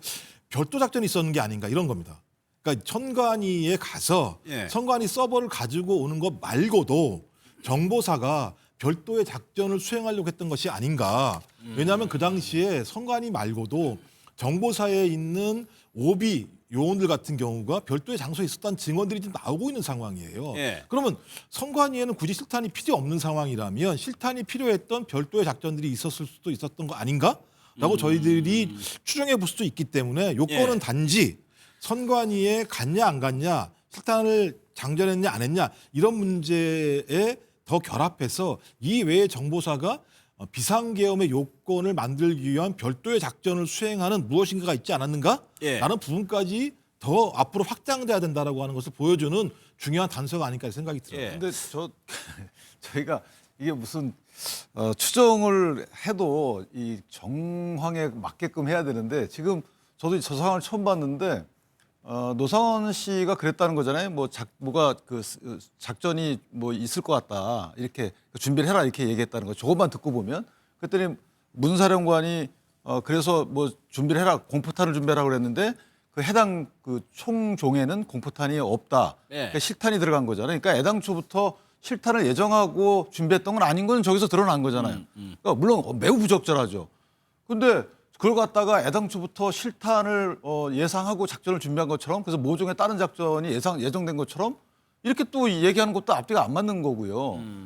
물론 노상원 씨가 저 과정에 저렇게 개입을 하고 그다음에 문사령관이 현역임에도 불구하고 노상원 씨의 마치 명령을 듣는 것 같은 저 부분 자괴감이 드는 거죠. 대한민국의 육군에 저런 식의 명령체가 있을 수는 없는 거잖아요. 물론 문상호 사령관이 예전에 블랙유언 정보 유출 때문에 본인이 문책당할 뻔한 걸 누가 구해줬는지 모르겠지만 있을 수가 없는 일이 벌어졌어요. 그러나 있는 그대로 그거를 해석해서 그걸 막아야 되는 것이지 여기서 뭔가 또 다른 작전이 있는 것처럼 이 객관적 증거가 없음에도 불구하고 나아가게 되면 이게 정치적 공방으로 번지게 되는 거예요. 그래서 그 부분도 더욱 같이 조심해야 된다고 생각합니다. 예, 방금 말씀하신 부분이 그 롯데리아 모의라고 해가지고 사실 문상호 전 사령관은 국회에서인가요? 노상원 전 사령관 모른다고 얘기를 한 적이 있습니다. 그 내용 한번 보도록 하겠습니다. 바로 합시다. 노상원 알아요, 몰라요? 잘 모릅니다. 박근혜 청와대에서 근무한 적 있어요, 없어요? 본인? 있습니다. 1년 근무했습니다. 근무했죠? 예. 노상원 씨 그때 경호차장 했죠? 그렇게 기억하고 있습니다. 근데 몰라요? 그리고 김용현 장관 소개해 준 사람이 노상원이죠? 그렇지 않습니다. 증인은 2024년 12월 1일 점심 무렵 롯데리아 안산 상록수점에서 노상원, 김모 정보대령을 만난 사실이 있으시지요? 예. 그날 노상원이 조만간 계엄과 같은 상황이 생길 수 있다라고 말한 사실이 있지요? 예, 처음 들었습니다. 그날이 계엄 이야기를 들은 건 처음입니까? 예, 노상원 전 사령관부터 처음 계엄이라는 얘기를 그날 들었습니다. 그러니까 문상호 전 사령관의 진술이 거짓말을 한 적이 있기 때문에 본인의 혐의를 어떻게든 낮추려고 축소하려고 하는 심리는 있을 거예요. 네. 아니 뭐 저는 이제 문상호 사령관의 입장도 충분히 이해되고 사실 여기 보면 노상원이라는 사람이 등장하는 게 노상원의 수첩이라는 게 굉장히 우리 이 계엄 정국에서 굉장히 많은 사람들이 관심을 끌었어요. 거기 보면 뭐 구체적으로 뭐 어디에 뭐 이제 수장을 시킨다든가 뭐 이런 자극적인 내용들 그다음에 많은 사람들의 이목을 솔깃하게 할 만한 내용들이 들어있어서 했는데 실제로 보면 특검 과정에서 밝혀진 게 거의 없어요. 밝혀진 게 있다면 제가 보기에도 그 문상호 사령관이 노상원 전 사령관으로부터 과거에 뭐 인사상의 좀 혜택을 입었던 거기에 대한 보훈이라든가 그다음에 노상원 전 사령관이 이제 그 김용현 전 장관 측과 얘기했던 것들에 대해서 일종의 뭐 그쪽이 좀 말하자면 핵심 군부의 실세 라인이라고 생각해서 따르지 않으면 내가 조금 좀 뭐 불이익을 받지 않나 뭐 이런 생각에서 수동적으로 했던 것은 분명히 보여요. 왜냐하면 지금 증언이라든가 녹취를 쭉 봤을 때 노상원 전 사령관가 주어면은 오히려 문상호 현 사령관은 약간 종속된 개념으로 보는 게 맞아서 저도 뭐 지금 윤 변호사 말씀대로 자괴감이 드는 건 맞지만 그렇다고 이거는 문상호 사령관이 적극적으로 여기에 대해서 자기 혐의를 부인하고 이런 과정이 아니라 실질적으로 역할 분담이 현 정보사령관에게는 수동적인 역할을 유지했고 오히려 저는 노상원 전 사령관에 대한 과대한 기대 혹은 거기에 대한 어떤 그 자신이 과거에 입었던 은덕 이런 것들이 조금 거기에 대해서 투영되면서 그 문 사령관이 좀 거기에 좀 부안해동한 게 아닌가 저는 그렇게 사실 판단이 돼요. 이 부분 관련해서는 사실은 문상호 정보사령관도 민간인인 노성환 전 사령관 지시에 대해서 굉장히 불쾌했다고 합니다. 그럴 때마다 김용현 장관이 너 나 못 믿냐? 그러면서 노상원 지시를 따르라고 계속 가스라이팅을 했고 중요한 것은 노상원의 역할입니다. 아니 김용현이 지시하면 되는데 노상원이 왜 필요했겠습니까? 이것은 노상원이란 인물이 그 수첩에 적어놓은 그 괴기스러운 일들 사실은 김용현 장관이 국방부 장관으로 디테일하게 실행할 수가 없고 그것이 너무나 끔찍한 대량 인명살상을 동반하기 때문에 그러한 인명살상을 계획할 하나의 행동대장이 필요했던 겁니다. 저는 이 부분 관련해서는 뭐 밝혀진 게 없다고 생각하는데 실행이 안 됐기 때문에 밝혀진 건 아니죠. 본인이 정말 이 실탄을 준비하고 여기에 야구방망이를 2세트나 준비하고 여러 가지 포승줄도 보면은 영연백든 얼마든지 이런 인명살상이 일어날 수 있는 만반의 준비는 군에서 한 거 아닙니까? 알겠습니다. 네. 그래서 이 문제 관련해서 마찬가지인데요. 그러니까 내란 문제이기 때문에 사실 문제에 대해서 정확할 필요는 있다는 거에서 저는 분명히 동감을 합니다. 그렇다고 하더라도 여러 가지 진술들이 있으면 그 진술들이 무엇인지 밝히는 게 저는 내란을 막을 수 있는 가장 중요한 방법 중에 하나라고 생각을 하는 건데 예를 들면 그런 거잖아요. 공포탄이 없으니까 실탄을 가지고 간다. 이게 말이 됩니까? 군인이라고 하면 공포탄이 없으면 실탄을 가져간다라고 하는 건 실탄을 사용할 수 있다라고 하는 걸 전제로 하는 거거든요. 예. 그러면 현관에 가서 실탄을 쏠 일이 뭐가 있을까? 그럼 고민할 수밖에 없는 거죠. 근데 그 지시가 말씀하신 것처럼 민간인에게 나왔단 말이에요. 근데 가장 중요한 롯데리아라고 하는 건 롯데리아는 진짜 잘못이 없습니다만 롯데리아라는 곳에서 이 롯데리아에 갔던 그 군인들의 이야기들이 기자들의 취재를 통해서 나오는 내용들이 있습니다. 뭐 나오는 내용들이 어떤 거냐면 노상원 씨가 김건희 씨랑 비아폰으로 통화했다. 이런 얘기들을 들었다라고 하는 얘기들이 나오기도 하고 또 그다음에 거기 있었던 사람들이 한동훈 체포하라는 지시를 자기들이 알고 있었다. 이런 얘기들이 나오고 있는 거예요. 그렇다면 롯데리아가 단지 선관위뿐만 아니라 다른 작전 같은 경우도 함의하고 있는 것이 아닌가. 저희들은 합리적인 의심을 하는 거고 그런 의심마저도 밝혀져야 내란이라고 하는 실체가 정확히 밝혀질 수 있기 때문에 이런 부분들은 사실관계에 대해서 더 확정적으로 알아야겠습니다만 이런 문제 제기를 통해서 더욱더 실체에 다가가는 것이 더 중요하다고 생각하는 거죠. 정치권 소식도 살펴볼 텐데 국민의힘 상황이 글쎄요 계속해서 파열음이 나오고 있습니다. 오늘은 원조 친윤이라고 부르죠. 윤한홍 의원이 장동혁 대표가 옆에 앉아 있는데 굉장한 쓴소리를 했습니다. 어떤 내용인지 한번 직접 들어보겠습니다. 똥 묻은 개가 겨 묻은 개 비판하는 꼴이니 우리가 아무리 이재명 정부를 비판해도 국민들 마음에 다가가지 못합니다. 백약이 무효입니다.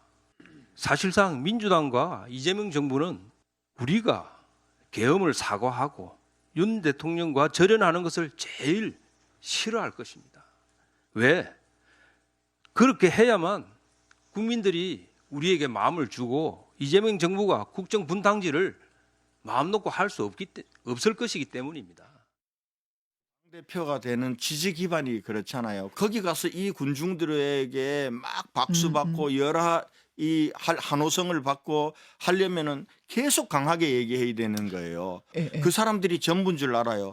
그 사람들로부터 멀어지면은 정말 지지 기반이 붕괴되는 걸로 생각을 하는데 사실은 그렇지 않거든요. 그 착각이에요? 착각이거든요. 근데 장 대표께서도 그런 부분들에 좀 포로가 돼 있다는 생각도 들고 장 대표는 중도는 없다고 보시는 것 같아요. 먼저 보신 윤한홍 의원은 윤핵관이라고 불리던 친윤 핵심 의원이었습니다. 영상에서 보신 것처럼 바로 여기요. 한 명 건너가지고 지금 장동혁 대표가 바로 앞에 앉아 있는데 공개적으로 비판의 목소리를 냈단 말이에요. 네. 왜 이렇게까지 했을까요? 뭐 사실 그 윤한홍 의원 입장에서는 이제 그 우리가 분석할 때 친윤의 핵심이었다는 것 외에도 PK의 중진이라는 또 의미도 있어요. 사실 그렇기 때문에 또 물론 김도읍 의원도 사실 PK 중진이긴 하지만 윤한홍 의원은 이제 마산이고 저 김도읍 의장은 이제 부산이라 좀 지역이 다르긴 한데 근데 이제 그래서 지금 윤한홍 의원의 발언이 이렇게 지금 이렇게 얘기가 되고 있는데 저는 사실 윤한홍 의원이 지금 그렇게 좀 발언이 이렇게 생각됩니다. 그러니까 지금 국민의힘의 흐름을 이렇게 놓고 보면은 이번에 그 탄핵 그러니까 저 계엄에 대해서 사과했던 의원들의 숫자가 어느 언론사를 보니까 41명으로 집계를 했더라고요. 그러니까 이제 전체적으로 했던 사람도 있고 개별적으로 했던 사람 다 합해가지고 41명 되는데 그럼 이제 윤한홍 의원 같은 경우에는 명시적으로 하지 않았지만 이것이 포함이 되는 거예요. 그러면 점점 더 숫자가 늘어나는데 이게 이제 TK에서 PK까지 쭉 더 늘어나는 거죠. 근데 장동혁 대표의 지지 기반이 주로 이제 강성 지지층과 TK, PK라고 얘기한다 그러면은 그쪽에서 지금 균열이 나오고 있다는 신호일 수 있다는 거죠. 그런 측면에서 지금 관심을 끄는 거죠. 권영진 의원도 TK죠. TK죠. 그러니까 이제 관심을 끄는 건데 자 그럼 이렇게 중진 두 분의 목소리가 그렇다면은 뭐 장동혁 대표의 이거 많이 스탠스를 바꿔줄 것이냐? 뭐 제비 한 마리가 왔다고 봄이 오는 건 아니지만 어쨌든 봄이 와야 제비가 오는 건 맞습니다. 그렇기 때문에 이런 얘기들이 결국 저는 지금 장동혁 대표의 스탠스에 전환을 이끌어낼 것이라고 생각하는 겁니다. 아 이끌어낼 것이다. 예. 그러니까 지금 장 대표가 최근 저는 이걸 봐요. 최근 3일 동안 우리 앵커께서도 잘 보시면은 최근에 장 대표 발언이 크게 없었어요. 화요일부터 SNS에 글 하나 올린 것 외에는 그다음에 최고위원회 모두 발언 외에는 별 발언이 없어요. 물론 발언도 보면은 계엄과 뭐 이런 데 대한 발언이 아니라 이재명 정부의 지금 뭐 폭주와 실정에 대해서만 얘기를 집중하고 있어요. 그건 뭐 야당 당대표가 당연히 해야 되는 거죠. 다른 현안에 대한 지금 침묵이 있다는 거는 저는 이 전략적 휴직이라고 생각을 하는 겁니다. 그래서 결국에는 몸을 좀 틀기 위해서 지금 이런 과정들이 저는 빌드업이라는 표현보다는 전략적인 축적의 시간으로 보는 거예요. 그래서 저는 그게 이제 거기서 여기서 중요한 터닝 포인트는 예. 장 대표가 떼밀려서 하느냐 이런 것들을 내가 수용해서 보다 전략적으로 내가 그러면 허용을 통해서 내가 주도권을 쥐고 받아들이고 중원으로 나가느냐 요 차이만 남아 있지. 저는 요 두 가지에 대한 본인의 수용 부분은 선택 예. 부분은 조만간 다가올 거로 봅니다. 근데 그게 가장 좋은 날이 12월 3일 아니었나요? 그런 입장을 전향적인 입장을 밝히기에 너무 좋은 날. 하나만 더 말씀드리면 아까 예. 좀 전에 권영진 의원이 중도는 없다고 생각한다는 것 같다고 얘기했잖아요.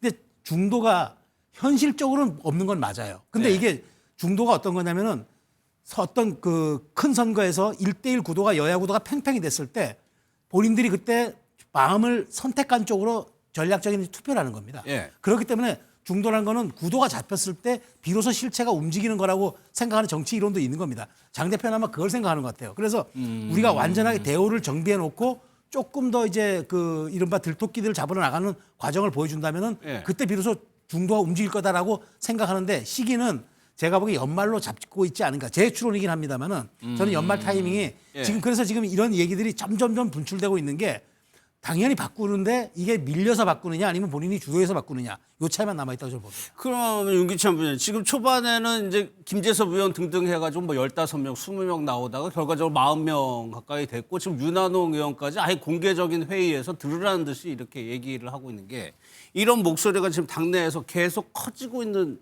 추세예요. 근데 장동혁 대표도 저는 그 SNS 올린 글을 가만히 읽어보면 네. 사과의 의미가 함이 포함되어 있다고 생각을 해요. 그게 뭐라고 되어 있냐면 계엄에 이은 탄핵 과정에서 당원과 국민께 실망과 혼란을 드려서 죄송하다라고 써놨어요. 그러니까 그 다만 계엄과 탄핵을 같이 평가하자는 의미가 있는 것이고 그 누구도 또는 장동혁 대표도 계엄을 정당화하지는 않아요. 계엄 이면에 있었던 헌법재판소가 결정문에 적시했던 그 당시에 민주당의 국회 전행 네. 이 부분도 같이 기억하자는 거고요. 그다음에 현재 시제로 보자는 거죠. 현재 입장에서 보면 물론 계엄은 정말 황당했고 요건이 충족되지 않았다는 거는 누구라도 얘기하고 있지만 지금 현 시점에서 만약에 계엄 이후에 대통령 윤 전 대통령이 탄핵되고 그다음에 당선된 이재명 대통령이 잘하고 계시면 사과만 해야 되겠죠. 사과함으로써 사과만 할 수 있어요. 그 당시에는. 그게 할 수 있는 일의 전부일 겁니다. 근데 지금은 그게 아니고 저게 6개월 그 이재명 정부의 출범 6개월에 대한 평가 자리거든요. 그런 자리에서 나온 윤한홍 의원의 말이기 때문에 다양한 해석이 가능한 거예요. 그런데 이재명 대통령이 지금 잘하고만 있다라는 평가를 하는 분은 사실상 저는 없다고 봅니다. 공과가 있겠지만 과도 상당히 많다. 특히나 이 그 사법권에 대한 여러 가지 압박, 대통령 발언 스스로 발언을 통해서도 그런 말들이 나오기 있기 때문에 예. 여기에 대해서는 견제할 수 있는 국내심이 유일한 정치 세력인데 그러면 견제를 위해서 모종의 역할을 하면서 그다음에 국민적 마음을 얻어가야 되는 것임에도 불구하고 사과만 하면 될 게 없다는 거예요. 사과를 함과 동시에 그다음에 그 이재명 대통령과 민주당의 독주에 대해서 뭔가 견제할 수 있는 세력으로서 기능을 해야 되는 거다. 이런 게 여기에 아마 고민의 포인트가 있다는 생각이 들어서 네. 저는 그래서 그런 글을 썼던 것 같아요. 따라서 국내심 의원들이 사과하는 의원분들 대다수고 그다음에 장동혁 대표는 선장으로서 어떤 역할을 위한 나를 따르라를 해야 되는 입장이기 때문에 네. 그런 고충이 크지 않을까. 그래서 개인적으로 아마 그 이 평론가님 말씀처럼 조만간에 입장 표명이 있지 않을까라는 생각을 해요. 개인적으로. 그래요? 왜냐하면 이제 의원들이 저렇게 여러 의견들이 나오는데 거의 수렴해 가고 있거든요. 다만 지금 이재명 대통령의 그 어떤 예를 들면 국정 기조 변화 예. 이 정도는 끌어내야 되지 않겠습니까? 그리고 장동혁 대표와의 여야 회동 이 정도는 끌어내고 그다음에 지금 뭐 무소불위잖아요. 모든 걸 다 해가고 있죠. 심지어는 장경태 의원이 피해자가 약자 피해자에 대한 그것도 국회 내에서 다뤄지고 있어요. 근데 예. 그게 장경태 의원을 나무라는 게 아니고 듣기에 따라서는 마치 피해자를 나무라는 듯이 보이는 이런 식의 국회 상임위 활동도 이루어지고 있는 상황이고요. 예. 그다음에 김현지 아까 저희가 다뤘던 부분도 그냥 그 오히려 비판을 다 일괄적으로 해야 됨에도 불구하고 이거를 내가 막아서겠다. 나도 돌 같이 받겠다. 이런 식의 의원들이 나오는 지경이에요. 그렇다면 이게 과연 국민을 위한 정당 활동이 되는 것이고 있는 것인가. 여기에 대해서는 뭔가 저희가 숙고를 해봐야 되지 않겠습니까? 예. 뭐 준비 과정이라고 이제 두 분이 얘기를 해주셨는데 어제 장동혁 대표의 발언을 보면은 중국 간첩을 언급을 합니다. 그 얘기 한번 좀 들어보겠습니다. 지난 12월 1일 진보당과 민주당이 연대하여 국가보안법 폐지안을 발의했습니다. 간첩 말고는 누구도 불편하지 않은 법을 폐지하겠다는 것은 결국 대한민국을 간첩 천국으로 만들겠다는 것입니다. 이 정권은 그동안 간첩죄 개정을 가로막아서 중국 간첩들이 활개치게 만들어 놓았습니다.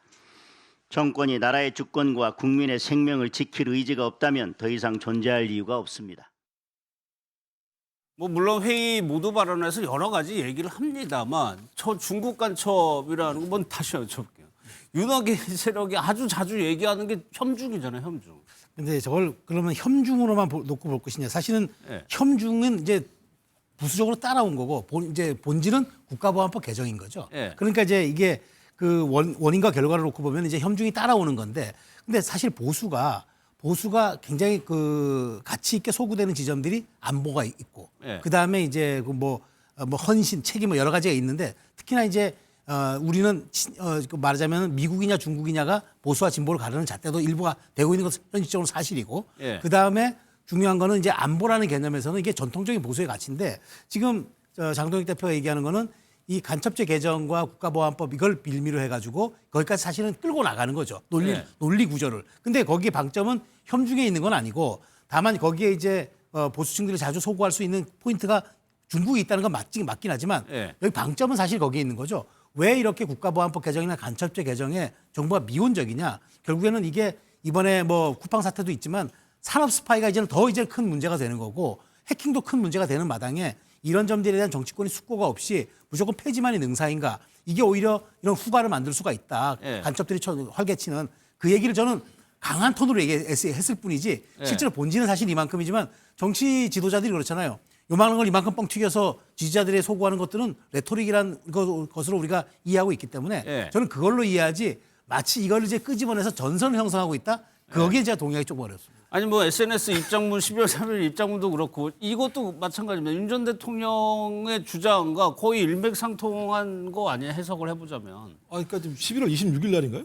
전한길 씨가 편지 공개하면서부터 그 내용 자체가 정치권의 중요한 프레임이 됐었고 그 내용과 똑같은 얘기를 지금 하고 있는 상황이지 않습니까? 그러니까 저번에 그 장동혁 당대표가 우리가 황교안이다. 지금은 제가 볼 때는 우리가 윤석열이다 이렇게 얘기하는 거로 저는 들린단 말이에요. 그러니까 두 가지의 이야기가 나온다는 측면은 과거에 비해서 국민의힘 내부에서도 내란 문제와 관련해서 반성의 성찰의 이야기들이 나온다는 측면에서는 조금 더 나은 측면이 있긴 합니다만 어떻게 국민의힘이 안보를 얘기할 수 있죠?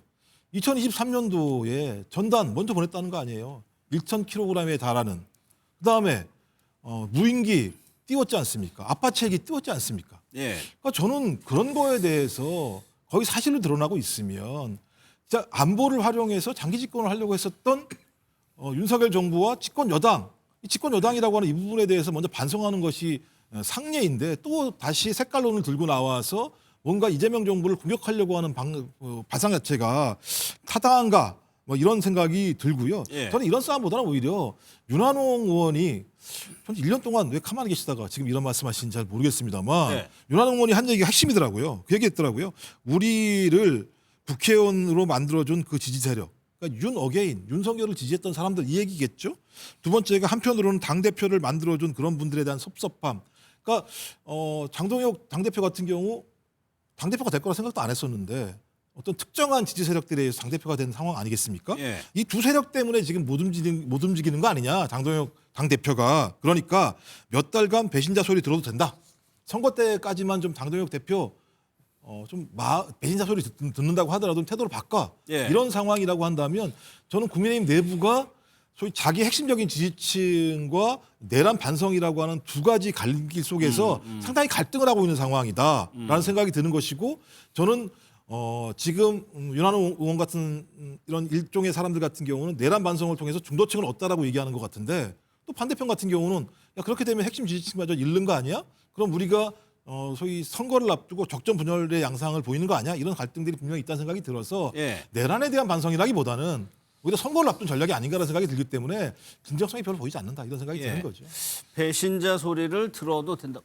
근데 색깔론은 아닌 것이, 저 간첩죄를 일단 개정하자는 것은 박선원 의원이 발의해서 법사위를 통과했잖아요. 근데 이제 중국도 스파이 활동이 10건 이상 됐다는 거는 이미 언론 보도를 통해서 저희가 다 알아들었던 거고, 그래서 간첩죄의 적국 범위를 이 외국까지 더 넓혀가지고 개정하자라는 것은 여야 이견이 없었어요. 근데 뭐가 문제냐면 그러면 국가보안법을 바로 폐지하냐? 약간의 법에 이게 간극이 벌어질 수 있다는 거죠. 국가보안 반국가 단체를 그러니까 북한을 전적으로 하고 있고 거기에 행위 태양도 다르기 때문에 이거를 개정할 수는 있어도 저렇게 없애는 것에 대해서 신중히 할 필요가 있기 때문에 그걸 색깔론으로 단정하기는 좀 아직 이른 것 같아요. 알겠습니다. 저 얘기 왜 끌고 나왔냐 이거죠. 굳이 말씀하신 것처럼 여야가 합의해서 간첩죄에 대해서 개정할 수 있다고 하면 그 얘기 딱 하면 아니 개정을 하고 있어요. 그래서 그 부분은 저게 장동혁 대표가 색깔론 차원에서 끄집어낸 게 아니고 현재 벌어지고 있는 일을 정리한 거기 때문에 저거는 그 타박할 건 제가 아닐 것 같아요. 아니 왜 그러냐면 중앙일보가 다양한 지금 현역 의원들의 국민의힘 현역 의원들의 얘기를 전한 게 있어요. 초선, 재선, 다선이었는데 공통된 얘기는 그겁니다. 장동혁 대표 도대체 누구하고 얘기를 하는지 모르겠다. 이 얘기는 뭐 저희가 지금 하고 있는 이런 식의 얘기가 대표한테 안 들어가고 있다는 취지거든요. 그러니까 저도 지금 뭐 다양한 채널로 대표가 듣고 있다고 생각을 해요. 근데 이게 아마 이제 지금 언론에 공유되고 있는 게 장 대표가 이제 뭐 특정한 사람들과 식사만 한다. 그다음에 이제 뭐 그 저녁에 언론사 기자들하고 해도 뭐 이제 그 중견이 아니라 조금 이제 현장 기자들 중심으로 한다. 그다음에 실제로 측근 그러니까 좋은 그룹들이 없는 것 같아. 뭐 이런 얘기들이 이제 분석들이 나오는데 저는 그럼에도 불구하고 왜 없겠습니까? 있는데 이제 아마 장 대표가 워낙 이렇게 그 단단하게 자기의 신념을 그러니까 고수하고 변하지 않는 모습을 보이다 보니까 저렇게 고집불통과 혹은 이제 아집의 그런 것처럼 비춰지니까 얘기를 듣지 않는 것이다라고 얘기를 하는 것 같아요. 근데 제가 보기에 장 대표가 갖고 있는 장점 중에 하나가 굉장히 전략적 유연함이에요. 나쁜 사람, 그러니까 나쁘게 표현하면 사람들이 표변한다, 돌변한다 얘기를 하는데 이걸 좋게 보면 정치인의 자질 중에 하나가 전략적 유연함이거든요. 분명히 있어요. 있는데 다만 장 대표가 지금 그동안에 했었던 거는 저는 분명히 그건 하나 보입니다. 국민의힘 내부에 장 대표의 친장 세력은 없어요. 현역은 자기 세력이 없어요. 그건 분명합니다. 근데 이미 취임 100일을 맞은 상태에서 뿌리 내리는 자기 세력은 없고 전직 당대표는 그래도 한 수명 정도로 구분되는 이른바 친한파라는 사람들도 있는데 본인은 없고 그다음에 본인에 대해서 중도라고 할 수 있는 그런 건 이제 나중에 선거 때 오는 거지만 현실적으로 그때 이제 강하게 지지해줬던 지지층만이 버티고 있다 보니까 본인 입장에서는 그걸 좀 더 단단하게 다진 후에 바둑용어로 치면 아생연후 살타죠. 내가 산 다음에 상대를 죽이러 가겠다는 그 아마 전략을 가진 것 같은데 저는 측근에서 주변 그룹이 없다. 이 얘기는 아마 의원들이 장 대표가 워낙 고집스럽게 보이니까 그런 표현의 일환이라고 저는 생각을 합니다. 그렇다면 뭐 이런 얘기도 뭐 조갑재 대표는 비대위 얘기도 하던데 뭐 비대위가 쉬운 건 아닙니다. 일단 그 얘기 듣고 김치호 대변인께 여쭤볼게요. 윤 의원이란 말은 장동혁 대표가 윤석열 전 대통령의 부하라는 이야기 아닙니까? 그러니까 이분이 지금 직업이 두 개가 있는 것 같아요. 하나는 국민의힘 대표고 하나는 비공식 윤석열 대변인 아닌가 하는 그런 생각이 듭니다. 저는 이 체제로는 선거는 치를 수 없다고 봅니다. 그런데 문제는 자꾸 우리가 선거 이야기하는데 선거는 내년 6월 아닙니까? 그 전에 사법부가 지금 무력화될 위기에 처해 있잖아요.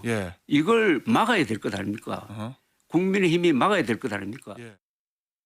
비대위 전환은 절차적으로 최고위원들의 사퇴나 당대표 거리 같은 전환 요건이 있기 때문에 당장 비대위 체제 전환 이야기는 현실적이지 않은 것 같고요. 계속해서 이러한 스탠스를 유지한다면 지방선거 출마자들로부터 아마 조만간 지도부에 대한 비판과 우려가 계속해서 공개적으로 나올 거라고 생각합니다.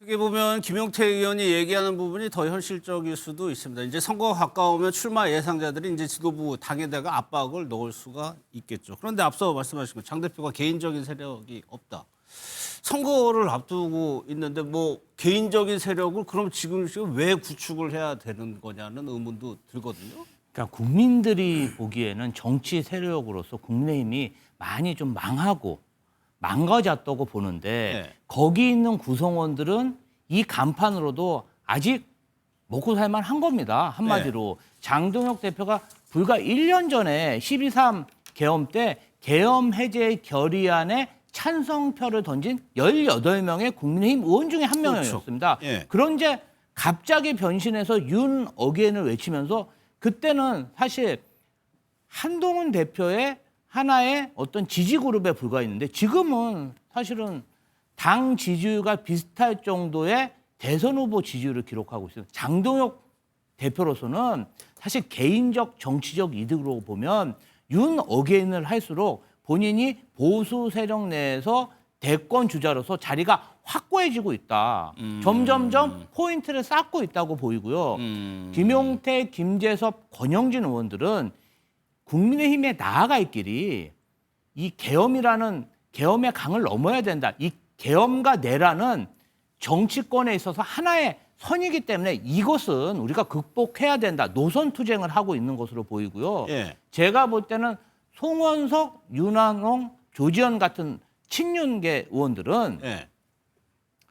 사실은 장동혁 대표가 더 이상 본인들의 어떠한 통제력을 벗어난 그러한 지도자로 성장하고 있기 때문에 이번 지선에서 예. 공천권을 확보해야 되고, 그럼 공천권을 확보하려면 이 지도 체제를 붕괴시키고 예. 비대위 체제로 넘겨서 그때 본인들의 지방선거 공천권을 획득하려는 예. 그러한 생각이 있는 것으로 보입니다. 저도 사실은 윤한홍 의원의 오늘 발언이 굉장히 충격적인데요. 예. 정말 윤한홍 의원이 국민의힘을 생각하면 당장 의원 사퇴하고 정계 은퇴하는 게 국민의힘을 살리는 길이죠. 근데 어떻게 정말 친윤 중에 친윤 윤석열 전 대통령이 폭정 저지를 때는 정말 측근힘을 자처했던 사람이 갑자기 또 국민의힘을 사랑하는 것처럼 저렇게 이야기를 하니까 제가 정말 어안이 벙벙합니다. 저는 국민의힘이 아까도 처음부터 말씀드렸지만 아직 국민들로부터 매를 덜 맞았다.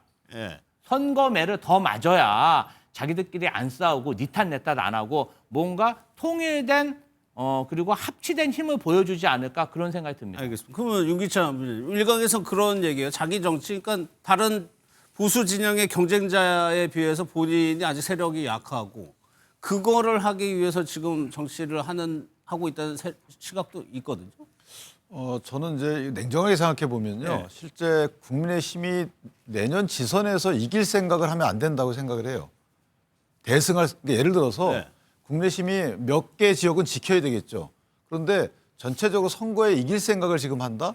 저는 그거는 똑같이 간다고 생각을 해요. 늘 그래왔거든요. 2017년도도 그랬고 18년도도 그랬고 뭔가 당을 정비할 시간을 갖는 것이 낫고 선거를 포기하자는 말이 아닙니다. 사직생의 자세로 가자는 거죠. 그러니까 이게 사과하고 그냥 국민 마음을 얻으려고 달려든다. 예. 물론 그 마음은 제가 이해를 하지만 매번 그래 왔어요. 그러니까 사과만 할 것이 아니고 사과하고 플러스 알파적인 조치가 있어야 되는 겁니다. 그건 아까 부대변인 말씀하신 것처럼 누군가 사퇴하든가요. 정말 그렇게 절박하면 사퇴하신 분이 나와야 되거나 단식하든가요. 예. 그것도 안 나오고 있고. 그러니까 이재명 대통령의 정책이 옳지 않은 거는 분명히 뼈저리게 느끼면서도 거기에 견제하는 수단이 SNS, 국회에서 발언, 그 예. 이상은 없어요. 그러니까 이게 정당으로서 뭔가 책임감을 갖고 절실하고 막아야 되겠다고 싶으면 국민적 위인을 받았으면 적극적인 조치로 나가야 되는데 그냥 사과하고 우리 국민 말만 얻어서 그 혁신으로 나가겠습니다. 예. 이 말을 제가 엄청 오래전부터 계속 들어왔거든요. 이렇게 해서는 안 되기 때문에 뭔가 선택을 해야 되는 것이고 그 선택이라는 것이 어떤 형태로 나오느냐. 저는 장 대표 입장에서 보면 지선에서 패배한 본인은 그 직을 내려놔야 되잖아요. 예. 만약에 지선에서 패한 게 본인 잘못이 아니라고 느낀다면 직을 내려놓지 않을 정도의 지지세는 있어야 되는 거고요. 그럼 생존을 위한 지지세가 먼저 확보해 놓은 다음에 그다음에 당을 개혁하든 해야 되는데 현재 당을 개혁할 수 있는 힘이 없어요. 나를 따르라 해도 아무도 안 따라요. 당 대표를 뽑았지만 리더십이 없다고 하는데 리더십이 일단 생길 수 있는 그 힘이 없어요. 뭔가 아무런 힘이 없습니다. 마련한다는 거죠. 네. 그러니까 당 의원들도 저렇게 그 서로 간의 의사가 다르고 하기 때문에 그런 근본적인 한계에 대한 본인 성찰이 있지 않을까라는 생각을 하고 그러나 결국 뭐냐면 국민적 지지를 얻어야지만 그 대통령 견제도 하는 거고 민주당의 전행도 막는 거고 하기 때문에 네. 이게 닭이 먼저냐 달걀이 먼저냐 문제인데 상당히 고민이 많은 지점이죠. 그러니까 말씀하신 국민적 지지라는 게 여론이고 여론조사겠죠. 그러면 장동혁 대표가 들어와서 국민의힘의 지지율의 변화는 없어요. 갤럽 조사 보면. 그러니까 그럼 이게 지금까지 한 활동에 대해서 성과가 없다는 얘기거든요. 지금 비대위 전환을 요구하는 사람들의 네. 얘기가 바로 그거예요. 당대표가 되고 나서 100일 동안 지지율이 답보되거나 정체돼 있을 경우에는 정말 23에서 24 이렇게 그러니까 왔다 갔다 하고 답보가 정체고 그다음에 고정 지지층 외에는 확장이 안 됐다는 얘기죠. 예. 그런데 장 대표가 고민하는 지점은 이제 이건 것 같아요. 그러니까 일각에서는 장 대표가 이게 뭐 갤럽 그러니까 이른바 이제 우리가 그 흔히 얘기하는 면접 전화 조사 말고 ALS 조사한 거라든가 내부 여론 조사 보면은 그렇지 않다라고 얘기하는데 저는 그건 아니라고 봐요. 왜냐하면 우리가 여론의 지표를 놓고 봤을 때 국민이 상식선에서 눈높이로 받아들이는 지표를 보는 게 맞아요. 우리가 내부적으로 이른바 결속용, 그다음에 내부 고양용 뭐 이런 것들로 하는 거는 그건 선거에 직전이나 하는 거지 지금에 하는 거는 냉정한 현실 인식이 필요하다고 보는데 다만 여기서 이제 장 대표에 대한 그런 얘기들이 나오는 거는 저는 아까 말씀드린 대로 나왔으니까 이제 실질적으로 장 대표가 갖고 있는 현실이 처한 게 있긴 하지만 결국엔 장 대표 현실도 마찬가지입니다. 선거에 지고 나면은 본인의 정책 입지는 사라지는 겁니다. 근데 본인이 너무 잘 알더라고요. 그렇기 때문에 저는 그래서 이제 이 전략적 허용을 어디까지 이제 어느 시기에 어느 타이밍에 어디까지 할 거냐 이게 관건인데 저는 바뀔 거라고 봅니다. 다만 지금 여기에서 과하게 이렇게 지금 비대위 체제 벌써 전환 얘기로 흔들면은 장 대표 입장에서는 오히려 더 고립감을 느낄 수 있기 때문에 그거는 오히려 좋은 선택이 아니다. 오히려 빨리 중도 더 외연 확장해야 되지 않느냐라는 요구. 그다음에 아까 김용태 의원이 얘기했던 것처럼 각급 높은 단위의 출마자들, 최소한 광역단의 출마자들이 끊임없이 요구하는 이런 과정들이 오히려 약간 변화와 쇄신의 면모를 추구할 수가 있는 거지. 너무 저렇게 뭐 비대위 체제 전환 벌써 당신 드랍해라 이거는 오히려 그건 분열을 부추기는 행위라고 저는 봅니다. 조금 더 봐줘야 된다는 말씀이신 거예요. 그러니까 그 여론조사가 그러니까 국민의힘에서 거의 뭐 오차범위다 이런 얘기들 많이 하거든요. 김민수 최고위원 얘기 한번 들어보겠습니다. 프레임 짜는 거죠. 통상적으로 ARS가 이런 부분에서는 더 정확하다라고 보는 겁니다. 그럼 ARS들을 쫙 늘어놓고 보면 예를 들어 민주당이나 좌파 세력들이 이때까지 많이 신뢰해왔던 리얼미터 같은 경우는 저런 수치를 보이지 않는다는 거예요. 그렇죠. 그리고 제가 말했던 우리 쪽에 좀 치우쳐 있다라고 보는 것들 빠른 속도로 상승세를 보여왔습니다. 이 ARS 지표들은 모든 여론조사를 다 늘어놓고 봐야 된다. 그래서 저희가 갤럽 조사하고 같이 해서 이제 계속 보여드리고 있는 건데 혹시 저것이 저런 조사에 함몰돼가지고 여론을 지금 잘못 읽고 있는 거 아니냐. 물론 최수영 평론가는 의구천 부위원장님 다른 생각이 있을 거라고 하지만은 이거 여론을 잘못 읽고 있는 거 아니냐는 생각도 들거든요. 제가 볼 때는 아전인수죠. 자기들 좋은 데이터만 가져오는 것 같은데 여론조사의 어떤 전체적인 디테일을 가게 되면 상당히 심각해요. 왜 심각하냐면 TK 지역과 70대 이상이라고 하는 핵심 지지층에서 이재명 대통령에 대한 국정용 지지율이 더 높게 나오는 현상 자체가 지금 구조화되고 있는 상황입니다. 그 얘기는 뭐냐면 핵심 지지층 같은 경우도 이재명 대통령이 국정운영을 더 잘한다고 생각하는 지역의 민심 자체가 지금 이반되고 있는 거거든요. 근데 이런 이반되는 상황에 대해서 당 지도부가 정확히 모른다? 그럼 민심을 모르는 거잖아요. 민심을 모르면 전략을 못 짜게 될 것이고 전략을 못 짜게 되면 선거에서 이길 수 없는 거겠죠. 그리고 지금 김민수 최고위원 말대로 상황이 좋아지고 있다. 저는 절대 100% 동의하지 않습니다만 생각을 해보십시오. 1월 달에 한덕수 총리에 대한 1심 선고가 나올 겁니다. 김건희 씨 선고가 나올 겁니다. 2월 달에 윤석열 씨에 대한 선고가 나올 겁니다. 이런 상황이 벌어졌을 때 소위 그 국민의힘의 핵심 지지층 또는 일반 지지층들 같은 경우가 국민의힘에게 더 등을 돌릴 가능성이 높지 않겠습니까? 전 그런 상황까지도 고려를 해야 되는데 전혀 고려하지 못하고 있는 것 같다. 좀 그렇다면 아마도 이렇게 가도 지방선거에서 일정하게만 지면 이 체제를 유지할 수 있다고 생각하는 거 아닌가? 뭐 예를 들면 영남 지역에서 3군데 정도만 뭐 이긴다고 한다면 광역에서요. 그렇다면 타협 체제로서 장동혁 체제를 꾸려갈 수 있지 않을까라고 본인이 생각할 수도 있겠죠. 그랬을 때 그 체제가 유지가 된다면 전 장동혁 대표 개인적으로는 아까 말씀하셨던 것처럼 김조 대변인이 대선 가도로 가는 하나의 교두보를 만들 수 있다고 생각하는 거죠. 그러니까 이건 국민의힘 전체를 바라보는 것이 아니라 장동혁 당대표 개인의 정치적인 과정에서 자신이 대선 후보로 갈 수 있는 자기 핵심적 지지층들을 똘똘 뭉치는 것이 더 중요하다고 판단한다면 전 저 길을 가는 것도 장동혁 대표 입장에서는 개인적으로 정치적인 계산상 맞는 계산이 될 수 있다는 판단이 드는 거죠. 그러니까 본인이 그런 것이 아니라 진짜 그야말로 내란을 반성하면서 대의에 복무하는 민심에 복무하는 길로 갈 것인가. 전 그랬을 때 지금까지 장동혁 대표를 지지했던 많은 어떤 지지층들 같은 경우 그 내부에 있는 국민의힘 지지층들 같은 경우 위반하지 않겠습니까? 그럼 정치적으로 낙동과 오리알되는 거겠죠. 전 이런 상황들에 대한 고민까지 다 담겨져 있기 때문에 저는 장동혁 체제가 계속 이 체제를 끌고 가는 그게 되지 않을까 저렇게 생각을 합니다. 정청래 대표 관련해서 소식도 하나 짚어볼 텐데 정청래 대표가 1인 1표제 추진하고 이제 중앙위에서 부결이 됐습니다. 영상을 좀 보겠습니다.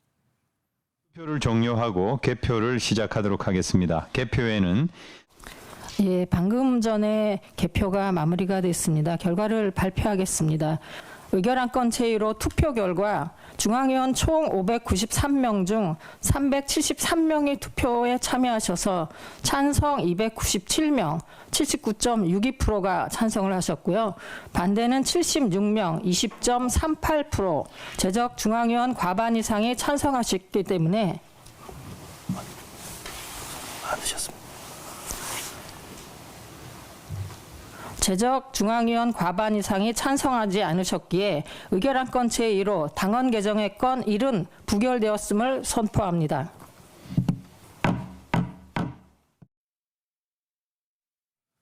영상 보신 그대로입니다. 지금 이제 부위원장이 읽으면서도 이게 맞나? 누가 와서 알려주죠. 부결된 거라고. 지금 이거 어떻게 해석해야 되는 거예요?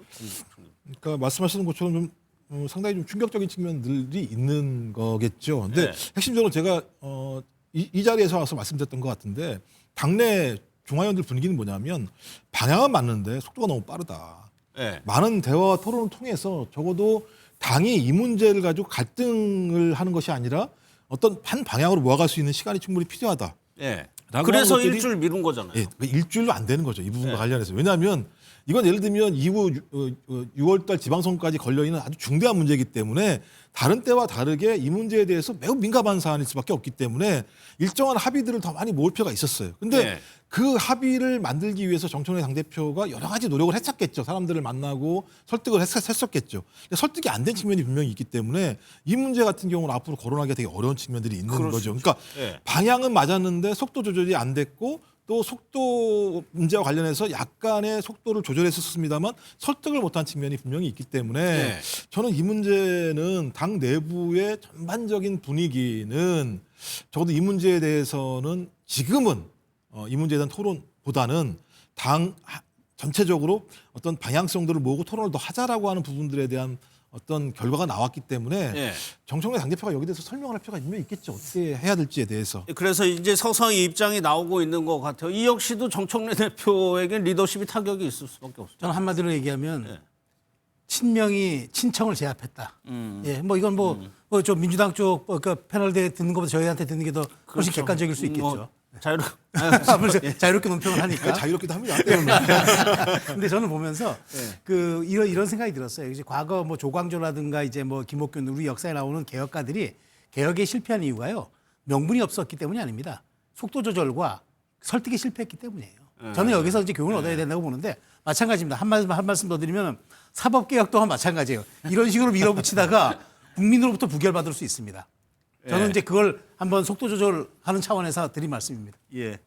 앞서 발표하는 장면이 참 인상적이에요. 아까 김주호 대변인도 굉장히 놀라시더라고요. 아니 이제 사실은 민주당에서 추진하는 중앙위원회 같은 경우는 보통 최고위 의결, 당무위 의결 따라가죠. 다 그대로 추진해주지 저렇게 반대표를 던진 경우가 굉장히 이례적이기 때문에 저도 중앙위원 투표를 했지만 통과될 거라고 생각하지 통과 안 될 거라고는 생각 안 하거든요. 왜냐하면 중앙위원들이 대부분 국회의원이나 지방자치단체장들 그리고 당의 당연직인 당직자들이 구성돼 있거든요. 그러니까 어떻게 보면 당원 전체는 아니지만 당의 핵심적인 그런 지도자들이 포함되어 있는데 여기서 정청래 대표가 야심차게 추진했던 그러한 안건이 부결됐다는 것은 굉장히 좀 저희로서는 당혹스러운 상황이고요. 아무래도 지방선거보다는 다음번 전당대회가 내년 7월에 있기 때문에 이것에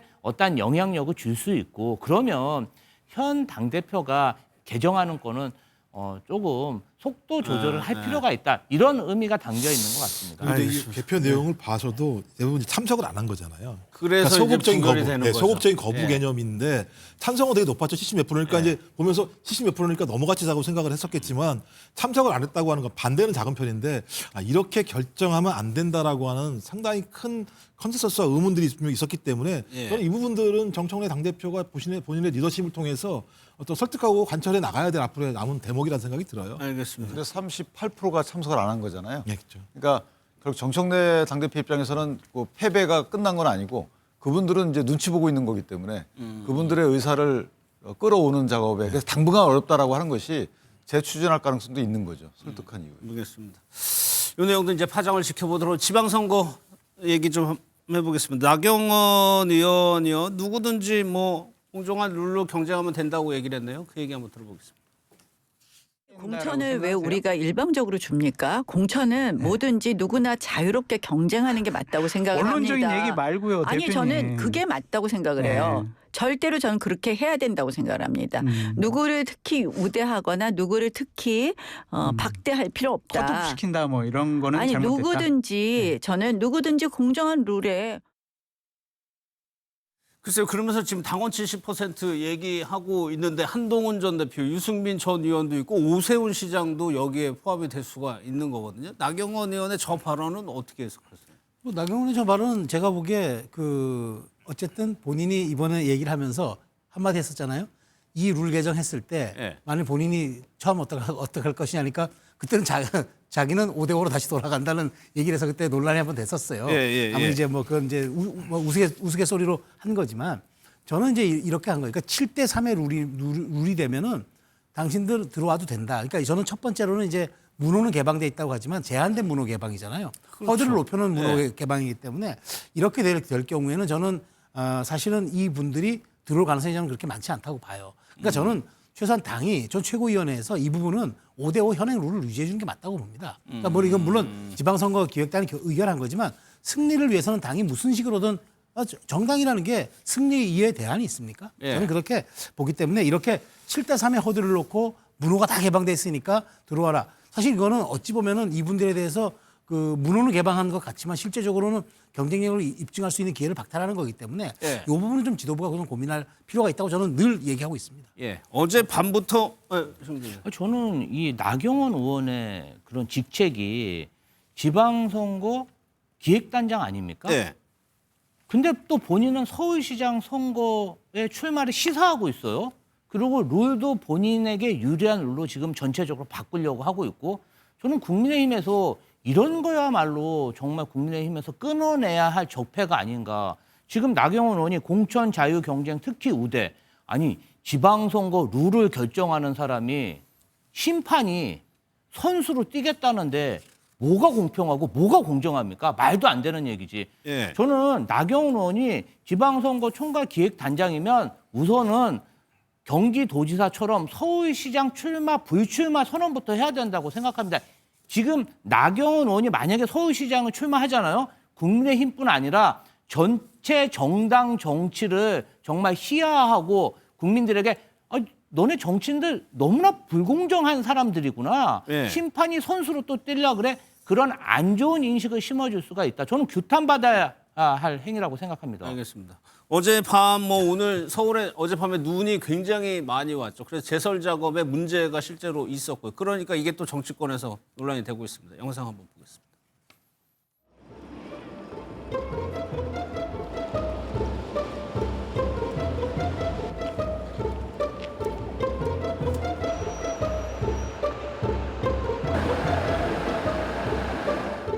버스 타다가 그냥 5분마다 그냥 1m씩 막 그렇게 가니까 그냥 걸어가는 게 더 낫겠다 싶어가지고 걸어가고 있습니다.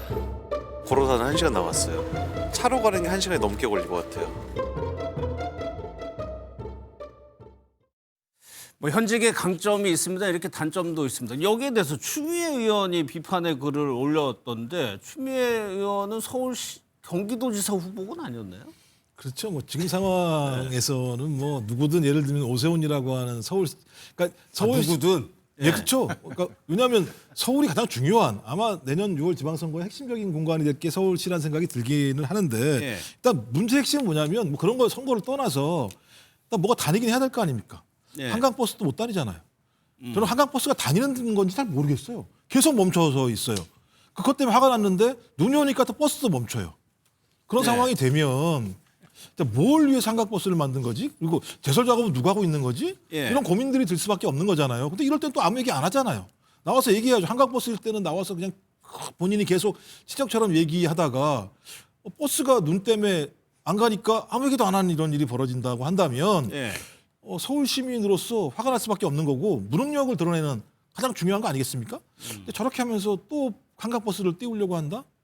좀 화가 나는 거죠. 서울 시민 입장에서는. 예. 추미애 의원은 하남 시민이에요. 네, 맞아. 그러니까 올림픽대로 물론 근데 굉장히 오래 걸렸는데 네. 올림픽대로가 경계선이 있잖아요. 경기도까지. 네. 그러니까 추미애 의원의 저런 말씀은 서울시를 저격한다기보다는 저 경기도를 저격했다고 봐요. 의도적으로. 그런 해석도 있더라고요. 네, 왜냐하면 경기도는 그 과천에서 수원까지 가는데 뭐 10시간 걸렸다는 거예요. 그러니까 그게 조명될 거잖아요. 그다음에 한강버스 같은 경우에는 사실 1년에 18일은 애당초에 계획하에 결빙 일자하고 그다음에 팔당 댐 방수 일자하고 이렇게 눈 많이 오는 때는 의도적 18일간은 안 하게끔 계획이 돼 있었던 거고요. 그다음에 서울시 자체 발표를 했죠.